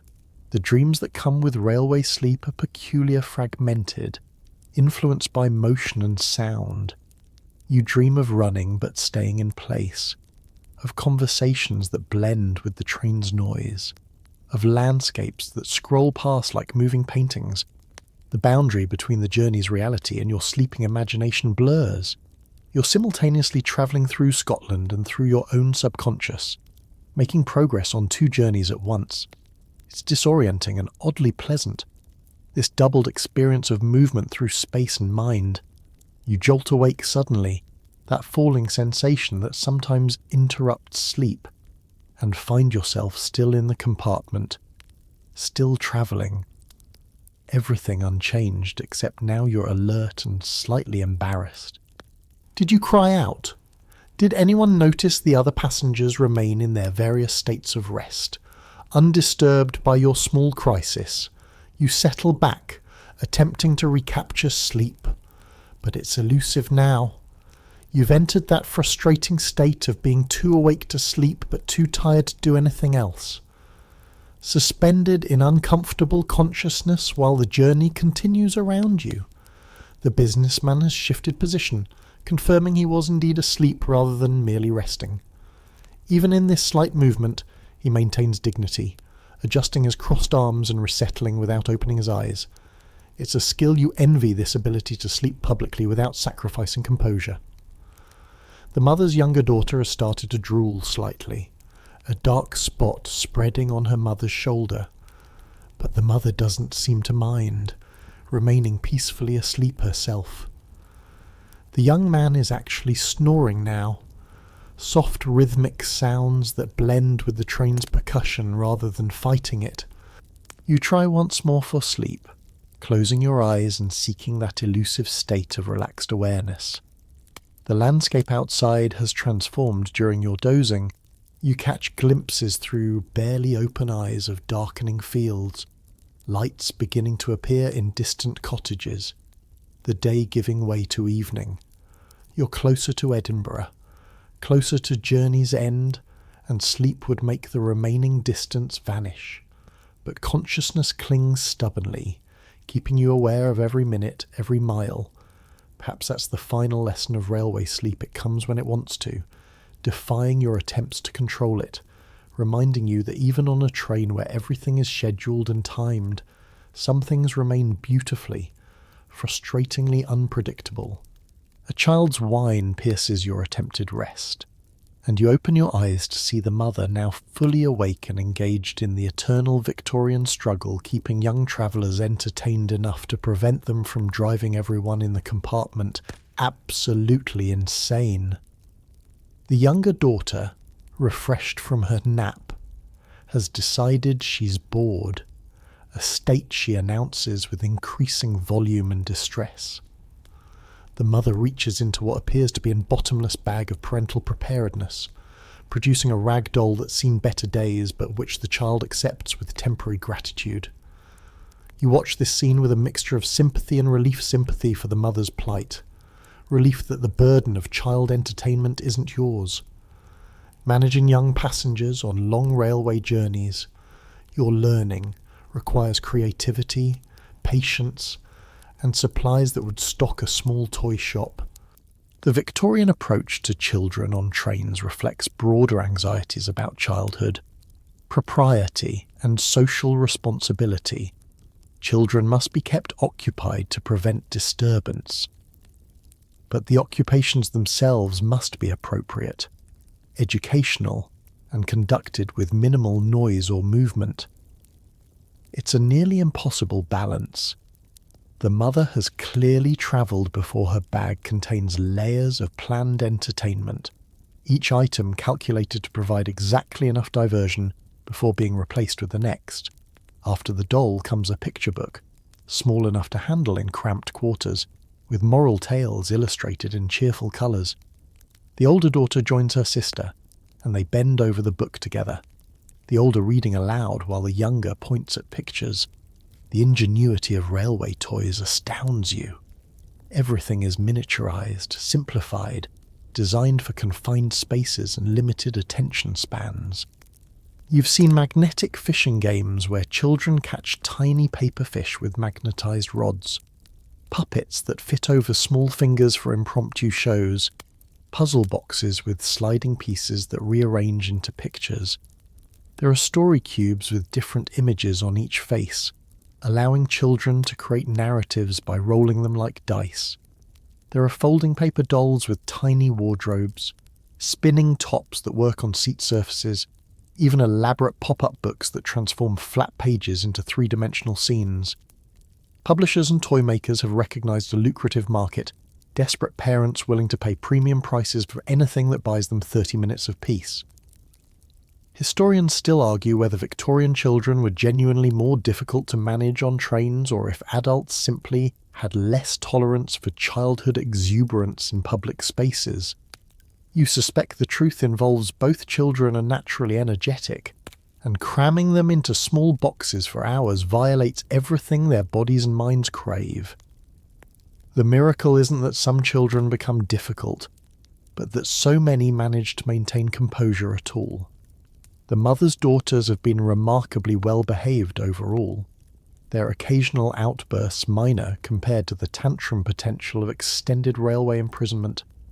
The mother now leads her daughters in a counting game, pointing out the window and asking them to count cows, trees, houses, anything that might appear in the darkening landscape. It's educational entertainment, teaching numbers while consuming minutes, and you admire the efficiency. The girls compete with each other, calling out numbers with increasing excitement, occasionally disputing whether something counts as a tree or a bush, a house or a barn. The debate becomes the entertainment, consuming far more time than the original counting. The mother settles disputes with diplomatic wisdom, validating both answers while gently steering attention toward the next counting challenge. Food serves as both entertainment and crisis management for child passengers. The mother produces raisins from her seemingly magical bag, doling them out one at a time as rewards for good behaviour or bribes for continued silence. You've noticed this pattern before edible entertainment, where the act of eating provides occupation and the promise of more treats ensures cooperation.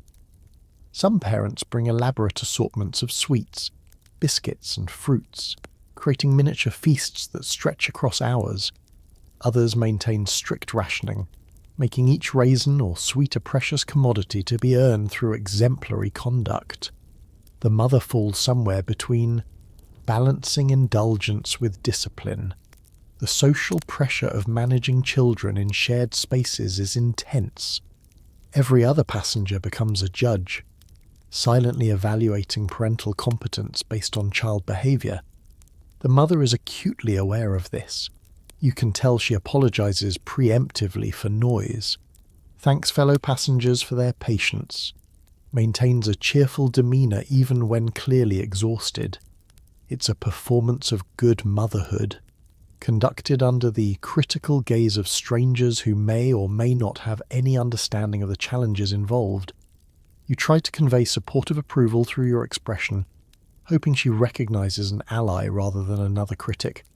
The older daughter has taken on a helper role, entertaining her sister with hand games and simple stories. It's sweet to watch, this sibling cooperation born of necessity. The older child rising to responsibility in the confined crisis of railway travel. They play patter cake with elaborate variations, then move to string games where finger positions create cat's cradles and Jacob's ladders. The string becomes its own toy, endlessly manipulable, requiring no space beyond their joined hands. The younger girl's frustration melts into concentration as she attempts to master the finger positions, tongue poking out exactly like her sister's does during the more difficult configurations. The businessman, now awake, observes the children with something approaching fondness. He reaches into his pocket and produces a coin, performing a simple magic trick where it disappears and reappears behind the younger girl's ear. She squeals with delight, demanding he do it again, and he obliges with the patience of someone who perhaps has grandchildren of his own. The trick isn't sophisticated, you can see exactly how it's done, but the child's wonder is genuine, and her entertainment is everyone's relief. The businessman has become an unexpected ally in the battle against child boredom, his magic providing precious minutes of distraction. Stories emerge as the ultimate weapon against railway tedium for children. The mother begins a fairy tale, her voice taking on theatrical qualities as she describes enchanted forests and brave heroes. Both daughters settle into rapt attention, the story's magic more powerful than any toy. You find yourself listening too, drawn into the narrative despite your adult sophistication. The mother is a skilled storyteller, pacing her tale to match the journey's rhythm, introducing cliffhangers at strategic moments, creating just enough suspense to maintain interest without causing alarm. The younger girl's eyes are wide, completely transported from the railway compartment into the story's imagined world. The tale stretches on, expanding to fill available time, the mother improvising new complications whenever she senses attention wavering. A dragon appears, then a wise woman, then a test of courage that the hero must pass. The older daughter contributes suggestions. Maybe there's a magic key, and the mother weaves them seamlessly into the narrative. It's collaborative storytelling, a participatory entertainment that engages both children fully. You're impressed by the mother's stamina, maintaining this verbal performance while also managing physical needs, social proprieties, and the logistics of their upcoming arrival. The younger daughter has finally succumbed to drowsiness again, lulled by the story and the lateness of the hour. She curls against her mother, thumb in mouth despite probably being too old for such comfort, and her eyes drift closed as the hero in the story faces the final challenge. The mother continues speaking but softens her voice, transitioning from exciting narrative to gentle lullaby cadence. The older daughter protests that she wants to hear the ending, and the mother promises to finish the story at their destination, turning the conclusion into motivation for patient travel. It's masterful parenting, and you feel genuine admiration for this woman's skill in navigating the impossible demands of railway travel with small children. The compartment settles into quiet again, the crisis of child entertainment temporarily resolved. The mother looks exhausted but relieved. Her daughters manage through another stretch of journey. You catch her eye and smile. Hoping to convey respect for her efforts, she smiles back, a weary expression of mutual understanding. We're all just trying to survive this journey, doing whatever it takes to reach our destinations with sanity and tact.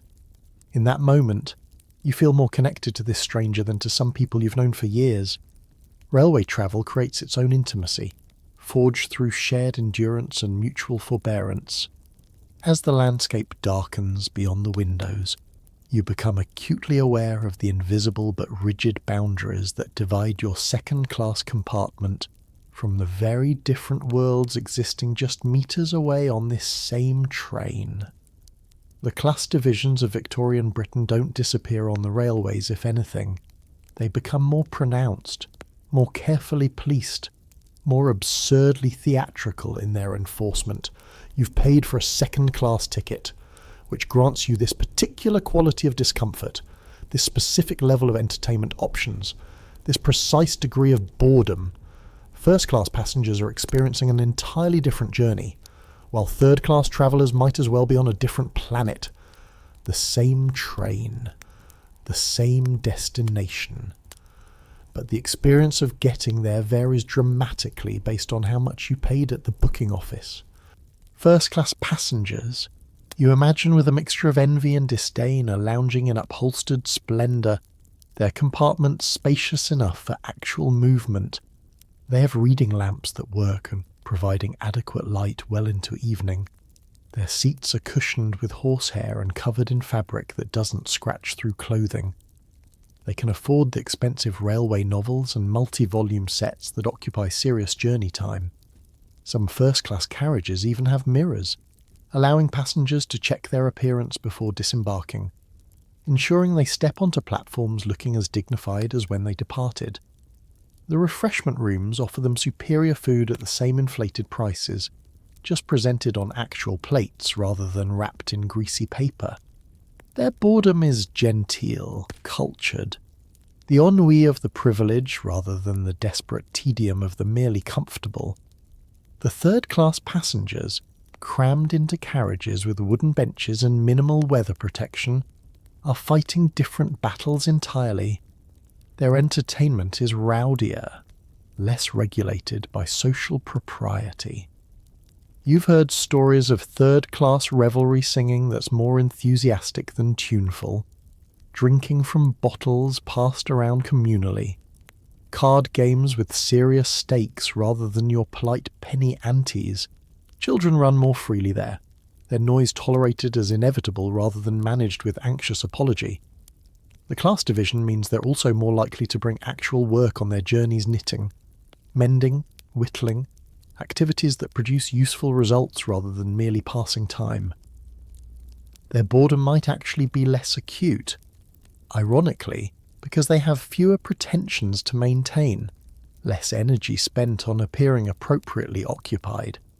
Historians still argue whether the railway class system actually reinforced social divisions or created new forms of mixing and mobility that eventually weakened traditional hierarchies. You see evidence for both sides from your middle position in second class. The rigid separation of passengers by ticket price certainly reinforces who belongs where, making class visible and unmistakable. Yet the simple fact of travel, of movement between places, of exposure to different people and possibilities, seems inherently democratizing. A third-class passenger might save up for a second-class ticket for a special journey, experiencing temporary elevation. The impoverished gentleman might swallow his pride and travel third class when finances demand, The boundaries are real but occasionally permeable. Your own second-class experience represents the Victorian middle ground in every sense. You have cushioned seats but not luxurious ones. You have access to bookstalls but must be selective about purchases. You can play cards without seeming vulgar but mustn't gamble too seriously. Your entertainment options reflect your social position, respectable but not refined, comfortable but not extravagant, occupied but not ostentatious. You're performing middle-class identity through how you battle boredom. Each choice of activity signalling where you fit in Britain's elaborate social hierarchy. The businessman with his French lessons, the mother with her well-behaved children, even your own careful observation and mental note-taking, all of it marks you as solidly, respectably, almost aggressively middle class. The guards who move between carriages enforce these divisions with theatrical strictness.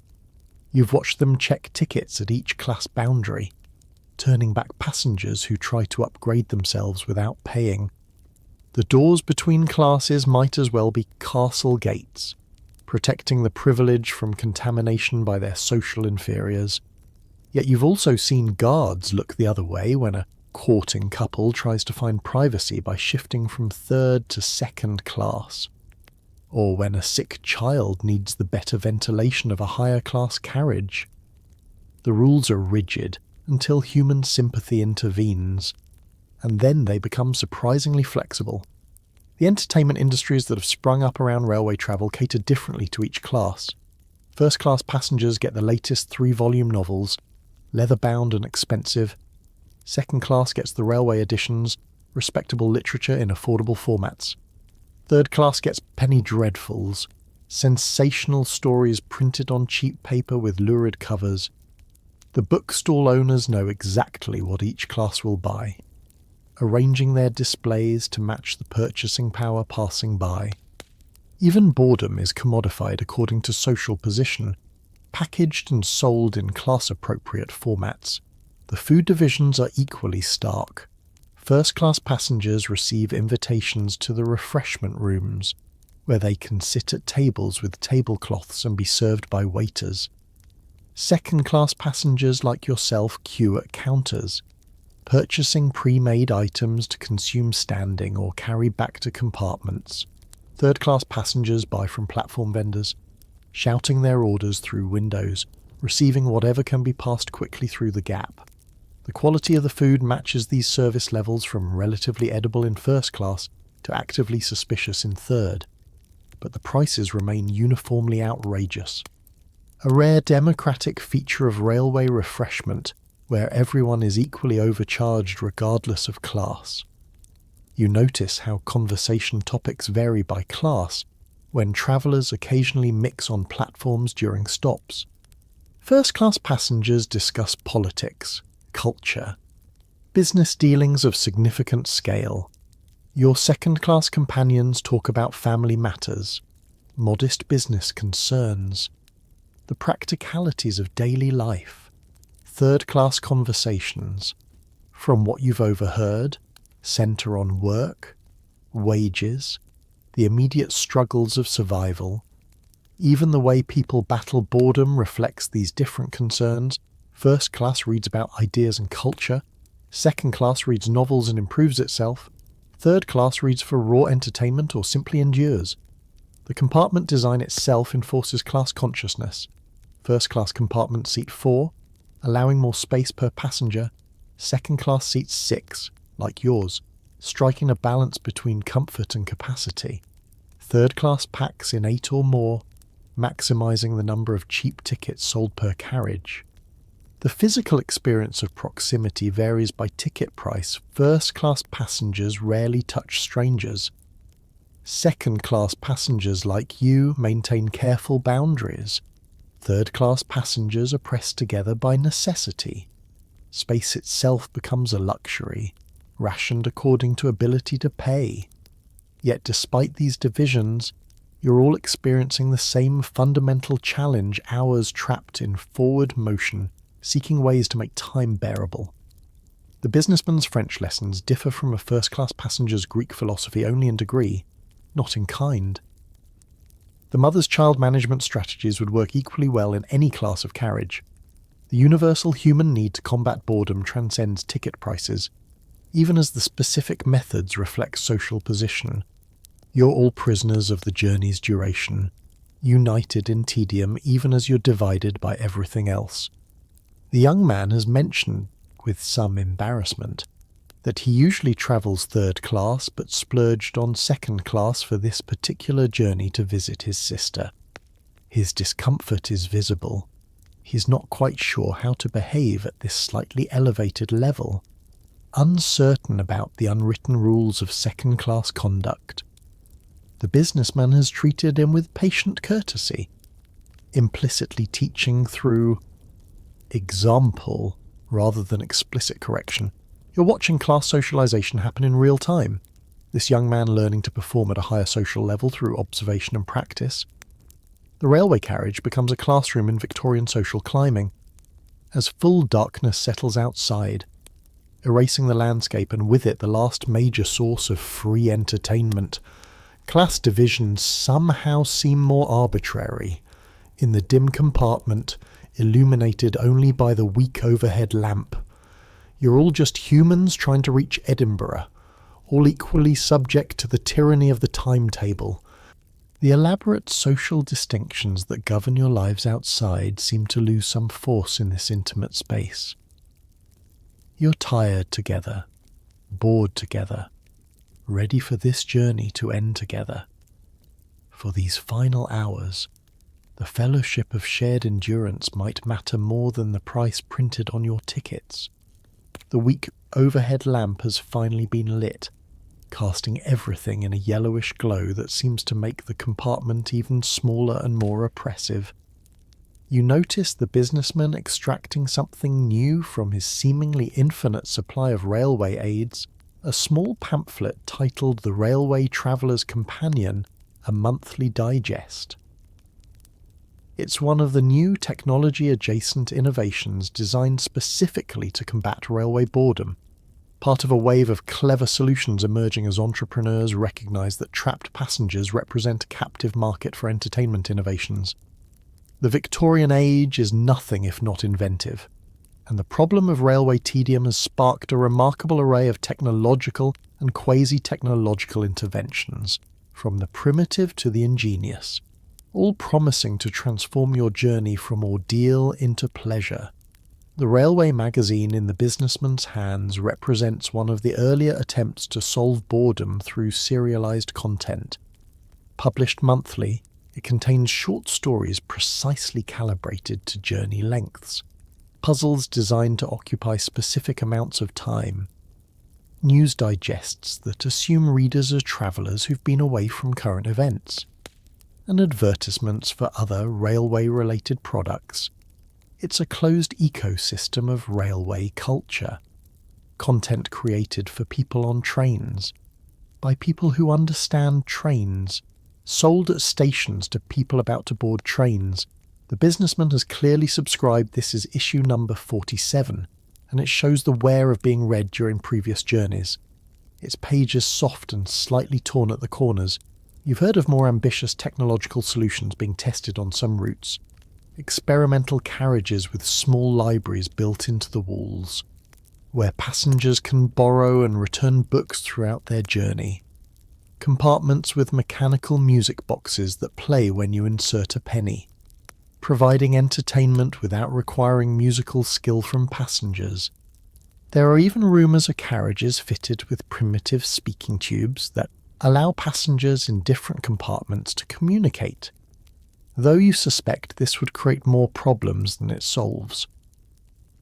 The Victorians are throwing everything at the boredom problem, hoping something will stick, willing to try even absurd solutions in the desperate quest to make rail travel bearable. The mother has produced what might be the most Victorian innovation of all, a subscription service for children's railway entertainment. For a monthly fee, she receives a package containing age-appropriate toys, books, and activities specifically designed for railway travel, all sized and selected to work in confined spaces. This month's package included the picture book her daughters are now reading, the rag doll, and a paper theatre with cut-out characters that can be manipulated to tell stories. Is brilliant marketing, turning the predictable challenge of child railway travel into a recurring revenue stream. The service promises new items each month, ensuring children won't be bored by familiar toys on repeated journeys. Historians still argue whether these early railway entertainment technologies were genuine innovations or merely clever repackaging of existing products with railway stamped on them. The truth, as usual, probably lies somewhere between. The Railway magazine contains content you could find elsewhere, but the curation and packaging specifically for travellers adds value. The subscription service offers toys available in any shop, but the selection and sizing for railway use makes it genuinely useful. Even the businessman's writing case, while just paper and pen, is designed with features ink wells that won't spill, paper cut to perfect sizes that acknowledge the unique challenges of mobile writing. Some innovations border on the absurd. You've seen advertisements for railway spectacles that supposedly reduce eye strain from watching moving scenery, though they look suspiciously like ordinary glasses with a higher price tag. There are anti-monotony devices that clip to windows and create patterns in the passing landscape. Though how this improves upon natural scenery remains unclear. One catalogue offered railway meditation beads for passengers seeking spiritual rather than secular entertainment, as if praying while travelling requires special equipment. The Victorian capacity for inventing solutions to problems that barely exist is truly remarkable. The more successful innovations tend to be elegantly simple. The portable chess set with pegged pieces you saw earlier, genius in its straightforward recognition that games need stability on moving trains. The telescoping cup that the businessman now produces for drinking water from a shared flask, solving the hygiene problem of communal drinking without requiring everyone to carry full-sized cups. The collapsible reading stand that some passengers use to hold books at comfortable angles without requiring both hands, freeing travellers to eat or rest while reading. These aren't elaborate technologies, just thoughtful adaptations of ordinary objects to extraordinary circumstances. The railway timetable itself has become a form of entertainment technology. The businessman has one spread before him now, and he's studying it with the intensity of someone reading a thrilling novel. The timetables have evolved from simple lists of departure times into elaborate documents containing maps, station information, connecting routes, even tourist recommendations and hotel advertisements. Some travellers collect them, building comprehensive libraries of rail schedules for routes they may never travel. The timetable transforms from utilitarian necessity into object of fascination, its columns of numbers and complicated footnotes offering puzzles to solve, patterns to decode, alternative journeys to imagine. The young man mentions that he's heard of experimental railway phonographs, early audio recording devices being tested on some continental routes, allowing passengers to listen to recorded stories or music through earpieces. The technology sounds fantastical, almost magical, and you're not entirely sure whether to believe him or if he's been reading too many sensational magazines. Still, the idea captivates the compartment. Imagine travelling with a voice in your ear, telling you stories, singing you songs, creating a private world of sound to block out the train's monotonous noise. It would be like carrying a personal entertainer, tireless and ever ready.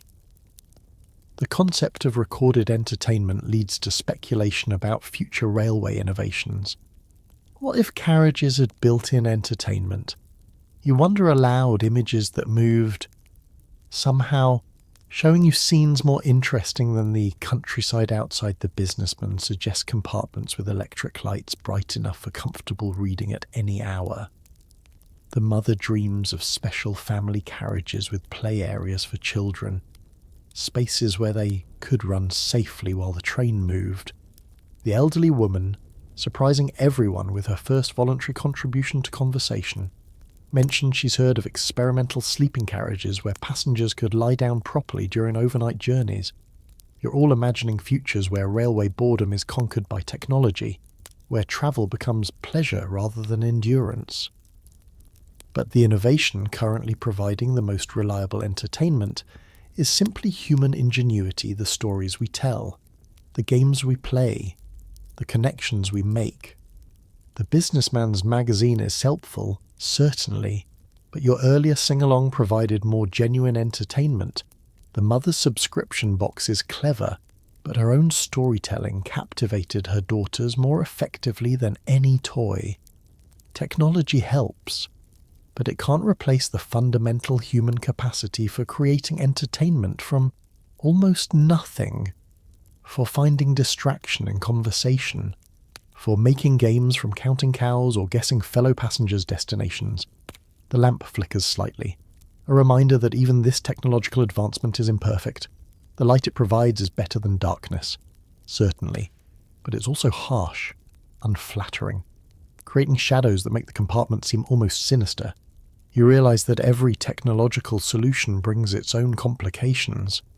The railway itself is a technological marvel that created the problem of boredom it now frantically tries to solve. Each innovation spawns new challenges, new discomforts, new needs for additional innovations. It's an endless cycle, this technological arms race against tedium. The businessman carefully folds his railway magazine, having exhausted its contents, and returns it to his bag. The mother packs away the subscription box toys, preparing for arrival. The young man puts away his German primer, abandoning education for these final miles. You're approaching Edinburgh. The journey's end finally in sight, and all the technologies and innovations that help pass the time are being packed away. In the end, you survived not through any particular invention, but through the accumulation of small distractions, the patience of fellow travellers, and the simple passage of time itself, the oldest technology of all. The train's rhythm changes subtly, slowing almost imperceptibly, and you notice something shift in the compartment's atmosphere, a heightening of awareness, a sudden tension that has nothing to do with boredom and everything to do with possibility. The businessman has become unusually attentive to his appearance, smoothing his coat and adjusting his collar. The young man keeps glancing toward the door with poorly concealed anticipation. Even the elderly woman, silent throughout most of the journey, has produced a small mirror and is checking her hair with what seems like nervous energy. You realize with a mixture of amusement and fascination that romance, or at least its Victorian approximation, has been quietly simmering throughout this journey, and the approaching destination is bringing all sorts of suppressed feelings and opportunities to the surface. Railway romances are legendary, the subject of countless novels, moral warnings, and whispered scandals. The closed compartment creates a peculiar intimacy, throwing strangers together for hours in a space that's simultaneously public and private. You've sat mere inches from these people, shared food and songs and stories, learned their habits and mannerisms with an intensity that would take weeks or months in normal social circumstances. The businessman knows exactly how the mother takes her tea. The young man has memorized every sigh and gesture of the elderly woman. You've all studied each other with the forced attention of people who have nothing else to look at, creating a false familiarity that can feel remarkably like actual connection. The potential for romance is obvious and problematic. The compartment's isolation means couples can converse with relative privacy, exchange meaningful glances, perhaps even touch hands accidentally when the train lurches. But this same isolation also makes everything dangerous, improper, potentially scandalous. An unmarried man and woman alone in a railway compartment is a Victorian nightmare scenario, the kind of situation that requires chaperones, open doors, careful management. Even in your mixed compartment, you've noticed certain glances between passengers. moments where eyes met and lingered just slightly too long to be entirely innocent. Historians still argue whether railway travel actually increased romantic opportunities or if Victorian anxiety about railway romance was overblown moral panic. The evidence suggests both trains absolutely created new spaces for courtship and flirtation, but they also sparked genuine concern about impropriety and scandal. The famous railway divorce cases filled newspapers with stories of affairs begun in first-class compartments, marriages destroyed by chance encounters on the London to Brighton route, elopements facilitated by the speed and privacy of rail travel. Whether these represented a real increase in infidelity or simply more visible examples of human nature remains debatable. The young man has been building courage throughout the journey. You realise now, in retrospect, his constant talking about his sister, his attempts at games and songs, his German studies performed with unusual visibility, all of it directed toward catching someone's attention. You scan the compartment wondering who the object of his affection might be, then notice him stealing glances at the mother's older daughter, perhaps 14 or 15, just old enough to register male attention and blush at it. It's innocent enough. Probably a young man noticing a pretty girl, a girl experiencing the novel sensation of being noticed. But in the closed moral universe of Victorian society, even innocent attention carries weight and implication. The businessman's careful grooming suggests he's meeting someone at Edinburgh, possibly someone romantic, though his wedding ring indicates complications, a mistress, perhaps, or simply a wife he hasn't seen in weeks, whose reunion requires looking one's best. The ambiguity is part of railway romance's allure. Everyone might be meeting a lover, conducting an affair, pursuing forbidden feelings. The train's anonymity provides cover. Who you are in a railway compartment might be entirely different from who you are in your regular life. The businessman could be a devoted husband preparing to greet his wife, or a rake anticipating an assignation. The compartment holds both possibilities simultaneously. Even innocent interactions take on romantic overtones in railway culture. The sharing of food, the joint entertainment, the enforced proximity, all of it creates bonds that feel significant, meaningful, potentially romantic. You've shared more with these strangers in 8 hours than you might with neighbours you've lived near for years. The businessman's generosity with his chicken, the young man's harmonica performance, the mother's inclusion of everyone in her children's entertainment. Each gesture of kindness could be reinterpreted as flirtation. If you are inclined to see it that way, railway travel creates a hothouse atmosphere where normal social interactions grow into exotic blooms of possibility. The literature of railway romance is extensive and revealing. Novels feature chance encounters in compartments leading to whirlwind courtships and hasty marriages. Moral tracts warn young women about predatory men who use railway travel to meet vulnerable targets. Advice columns counsel readers on proper behaviour when attractive strangers share their compartments. The railways have created new social space requiring new etiquette, new rules, new ways of negotiating the eternal human dance of attraction and propriety. Every journey becomes a potential meet-cute or cautionary tale. Depending on how it unfolds, some of the romances are entirely practical rather than passionate. Marriage-minded mothers book specific routes known to attract eligible bachelors. Young men choose their travel times to coincide with trains carrying young ladies travelling to particular destinations. The railway becomes a matchmaking service. Its timetables studied like social calendars, its routes evaluated for romantic potential. First-class carriages on certain routes become informal marriage markets, where families parade eligible offspring before potential matches, all under the respectable cover of simple travel. The scandal potential is what makes railway romance truly Victorian, the combination of opportunity and danger, possibility and impropriety. You've heard stories of couples meeting on trains, falling in love during a journey, and eloping before reaching their destinations. The speed of rail travel matches the speed of passion, allowing relationships to develop in compressed time. What might take months of careful courtship in normal society can happen in hours on a train. The acceleration of romance matches the acceleration of the train itself, both hurtling forward faster than traditional society can regulate. The mother has noticed the young man's attention to her daughter and has positioned herself protectively between them, a human barrier against impropriety. Her message is clear: look but don't speak. Admire but don't approach. The daughter seems aware of the attention and simultaneously pleased and embarrassed, performing the complex emotional dance of a young woman experiencing her power to attract while not yet knowing how to wield it. You're watching Victorian courtship in miniature. All the rules and restrictions and possibilities playing out in a railway compartment, hurtling towards Scotland. The businessman catches your eye and winks a moment of masculine conspiracy that suggests he's observed the same romantic undercurrents you have. Or perhaps he's simply acknowledging the absurdity of it all, the way railway travel transforms everyone into potential romantic protagonists whether they want to be or not.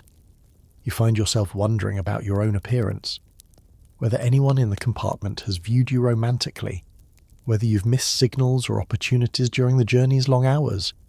The thought is simultaneously flattering and mortifying. As Edinburgh approaches, you realise that whatever romantic possibilities existed in this compartment will soon dissolve. These people will disperse into the city, becoming strangers again, the intimacy of shared travel evaporating like steam. The young man will probably never see the mother's daughter again. The businessman will meet whoever he's meeting and forget about all of you. You'll all return to your separate lives, carrying only memories of this peculiar intimacy. This brief moment when romance seemed possible simply because you were travelling together. The railway gives and the railway takes away. It creates opportunities for connection while ensuring these connections remain temporary, fleeting, as impermanent as the journey itself. The train is definitely slowing now, the rhythm changing from steady progress to something more hesitant, more final, and you find yourself experiencing a strange mixture of relief and melancholy as Edinburgh approaches. You've spent these hours desperately wanting the journey to end, yet now that it's ending, you feel oddly reluctant to leave this compartment that's been your entire world. You look around at your fellow passengers, the businessman carefully packing his belongings, the mother gathering her daughter's scattered toys, the young man staring wistfully at nothing in particular, the elderly woman already on her feet despite the train still moving, and you realise that this experience, this shared battle against boredom, has been fundamentally human and fundamentally timeless. You've been complaining about railway tedium as if it's uniquely Victorian, uniquely terrible. But really you've just been experiencing what humans have always experienced when forced to wait, to endure, to pass time without choice or control. The modern world rushing toward you, the world of 2025, where you actually exist, isn't so different from this Victorian compartment. Is it? You think about your own journeys, your own desperate scrolling through smartphones seeking entertainment, the way you frantically swipe through apps and videos and messages trying to make hours pass. The businessman's French lessons aren't so different from language learning apps. The mother's subscription box of toys is basically the Victorian version of streaming services delivering endless content.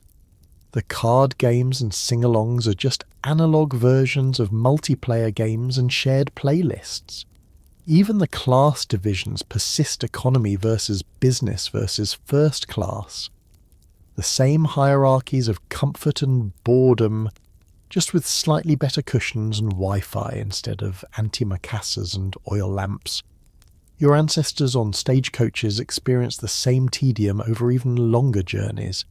Your descendants on future transport, whatever comes after cars and planes, will probably invent new versions of the same old distractions.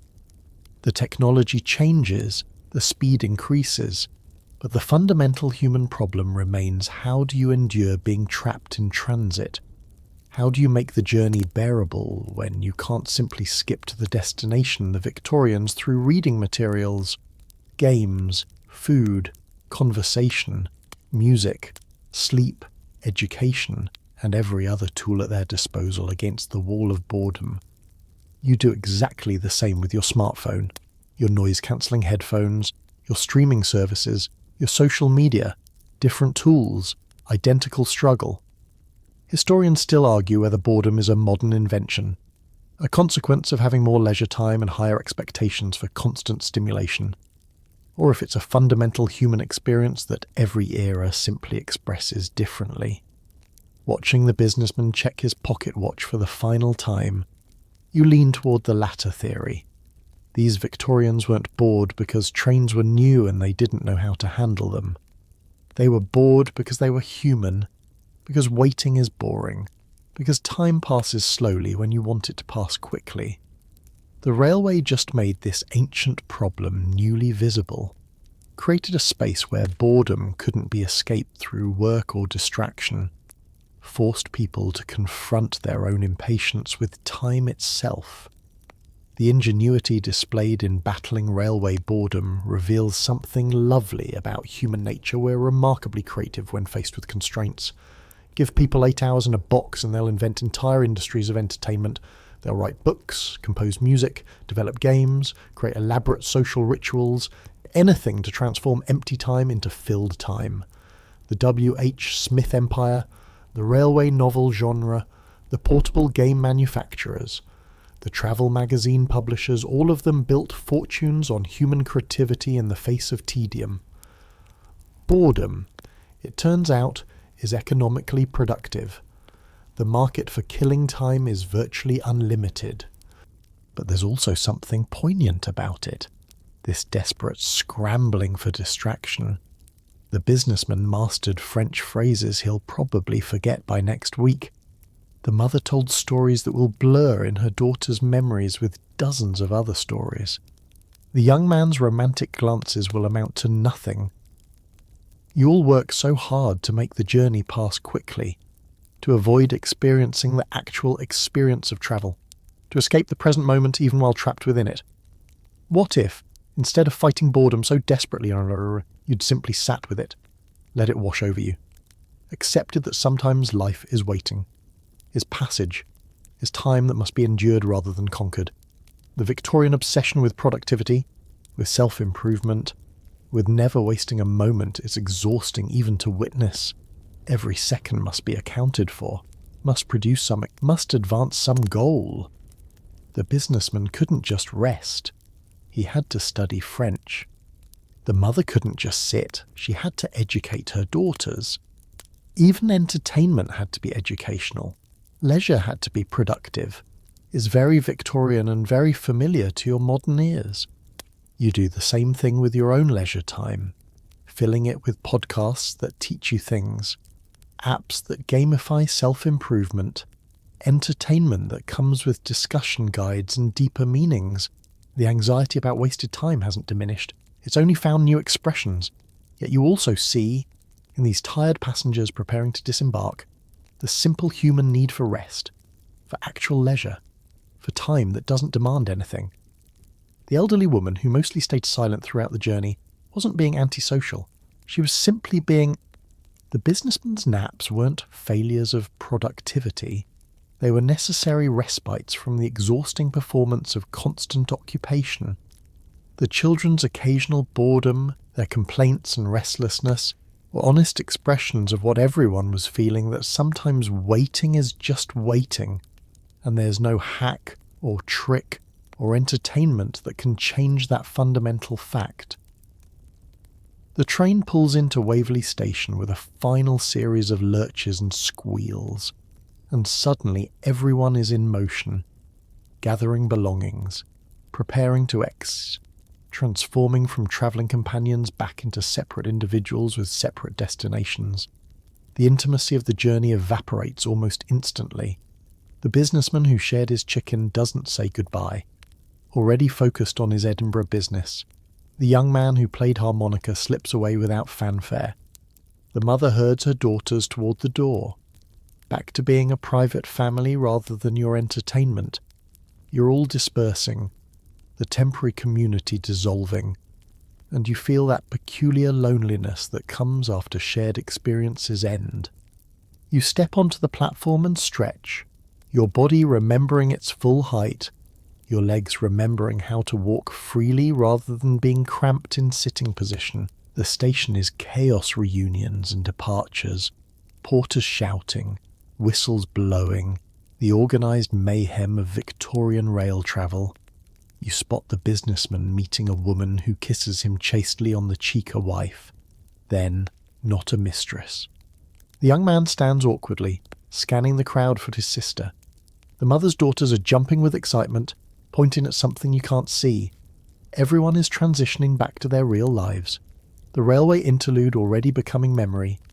You realise, standing on the platform with the journey finally complete, that you've just experienced something that millions of Victorians experience daily, the strange mixture of tedium and connection, isolation and community, that defines railway travel.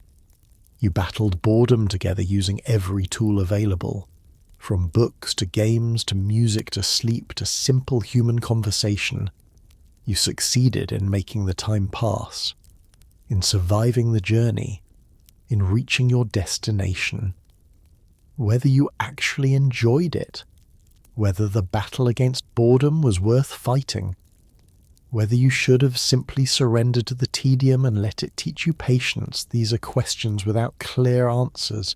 The journey has taught you something about boredom, though that it's not the enemy we make it out to be. It's just time, asking to be filled or not filled, experienced or escaped.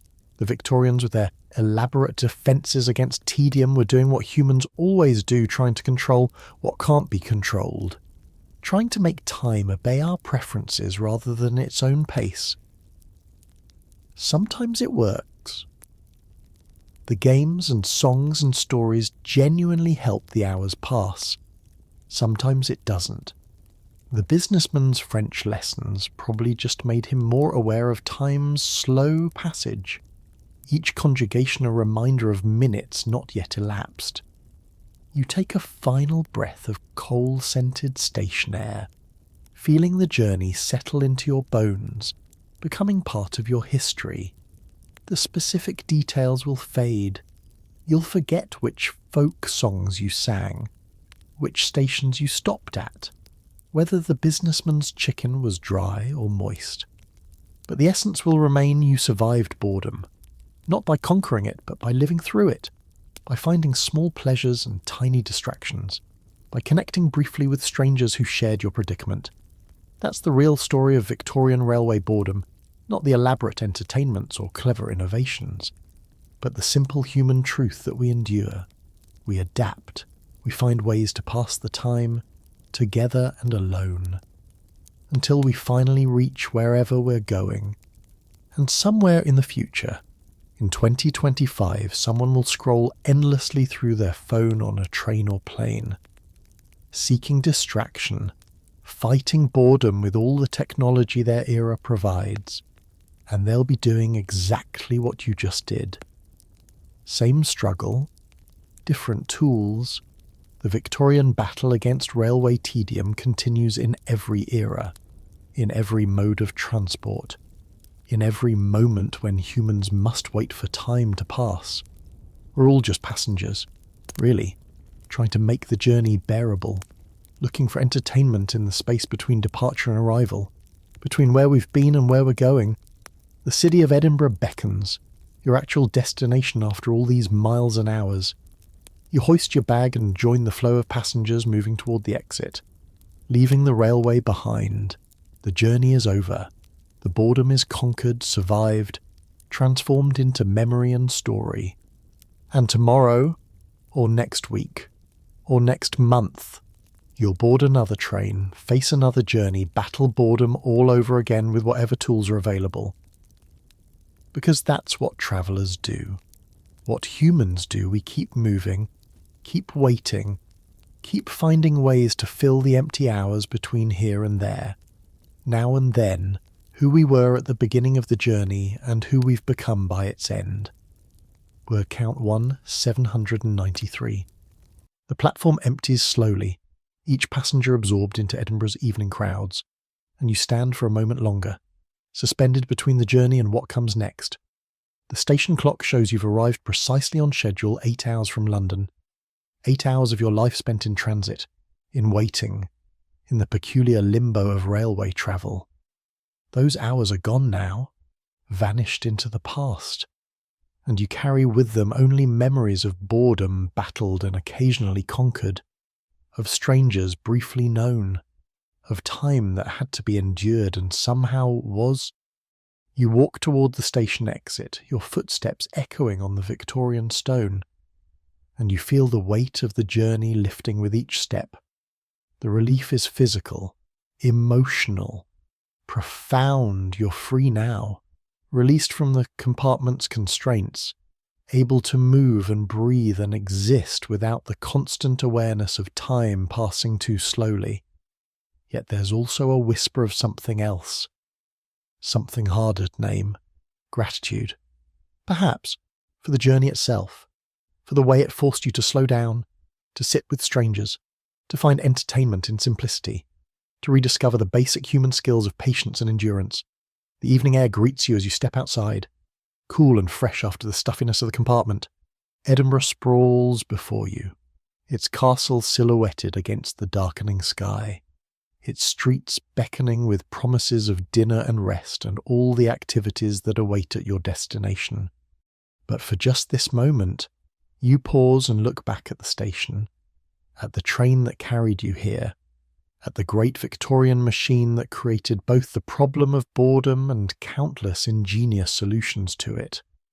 Tomorrow, somewhere in Britain, another traveller will board another train, will settle into another compartment, will face the same ancient challenge of making time pass bearably. They'll bring their own books or games or conversations, their own strategies for battling tedium, their own hopes that the journey will somehow be easier than it is. They'll discover, as you have, that boredom is relentless but survivable, that time passes eventually whether you fight it or surrender to it, that fellow passengers can be sources of both frustration and unexpected connection. And perhaps, if they're lucky, they'll learn what you've learned, that the journey itself is the destination, that waiting is just another form of living, that boredom teaches patience if you let it, that even the longest railway ride eventually ends. The Victorian battle against tedium continues, in every era, in every form of transit, in every moment when humans must endure the gap between wanting to be somewhere and actually arriving there. We're all just travellers, really, seeking entertainment in the spaces between, finding ways to fill the emptiness, hoping that somehow, despite everything, the journey will have been worth making. You shoulder your bag one final time and walk into Edinburgh's evening, leaving the railway behind but carrying its lessons with you. The boredom is conquered, the journey is complete. And somewhere deep in your memory, the clickety-clack of wheels on rails will echo forever, a reminder of hours spent in transit, in waiting, in the timeless human struggle to make time itself bearable. Sweet dreams, traveller. May all your journeys end as safely as this one, and may you always find ways to battle boredom with grace, creativity, and the occasional helpful stranger willing to share their chicken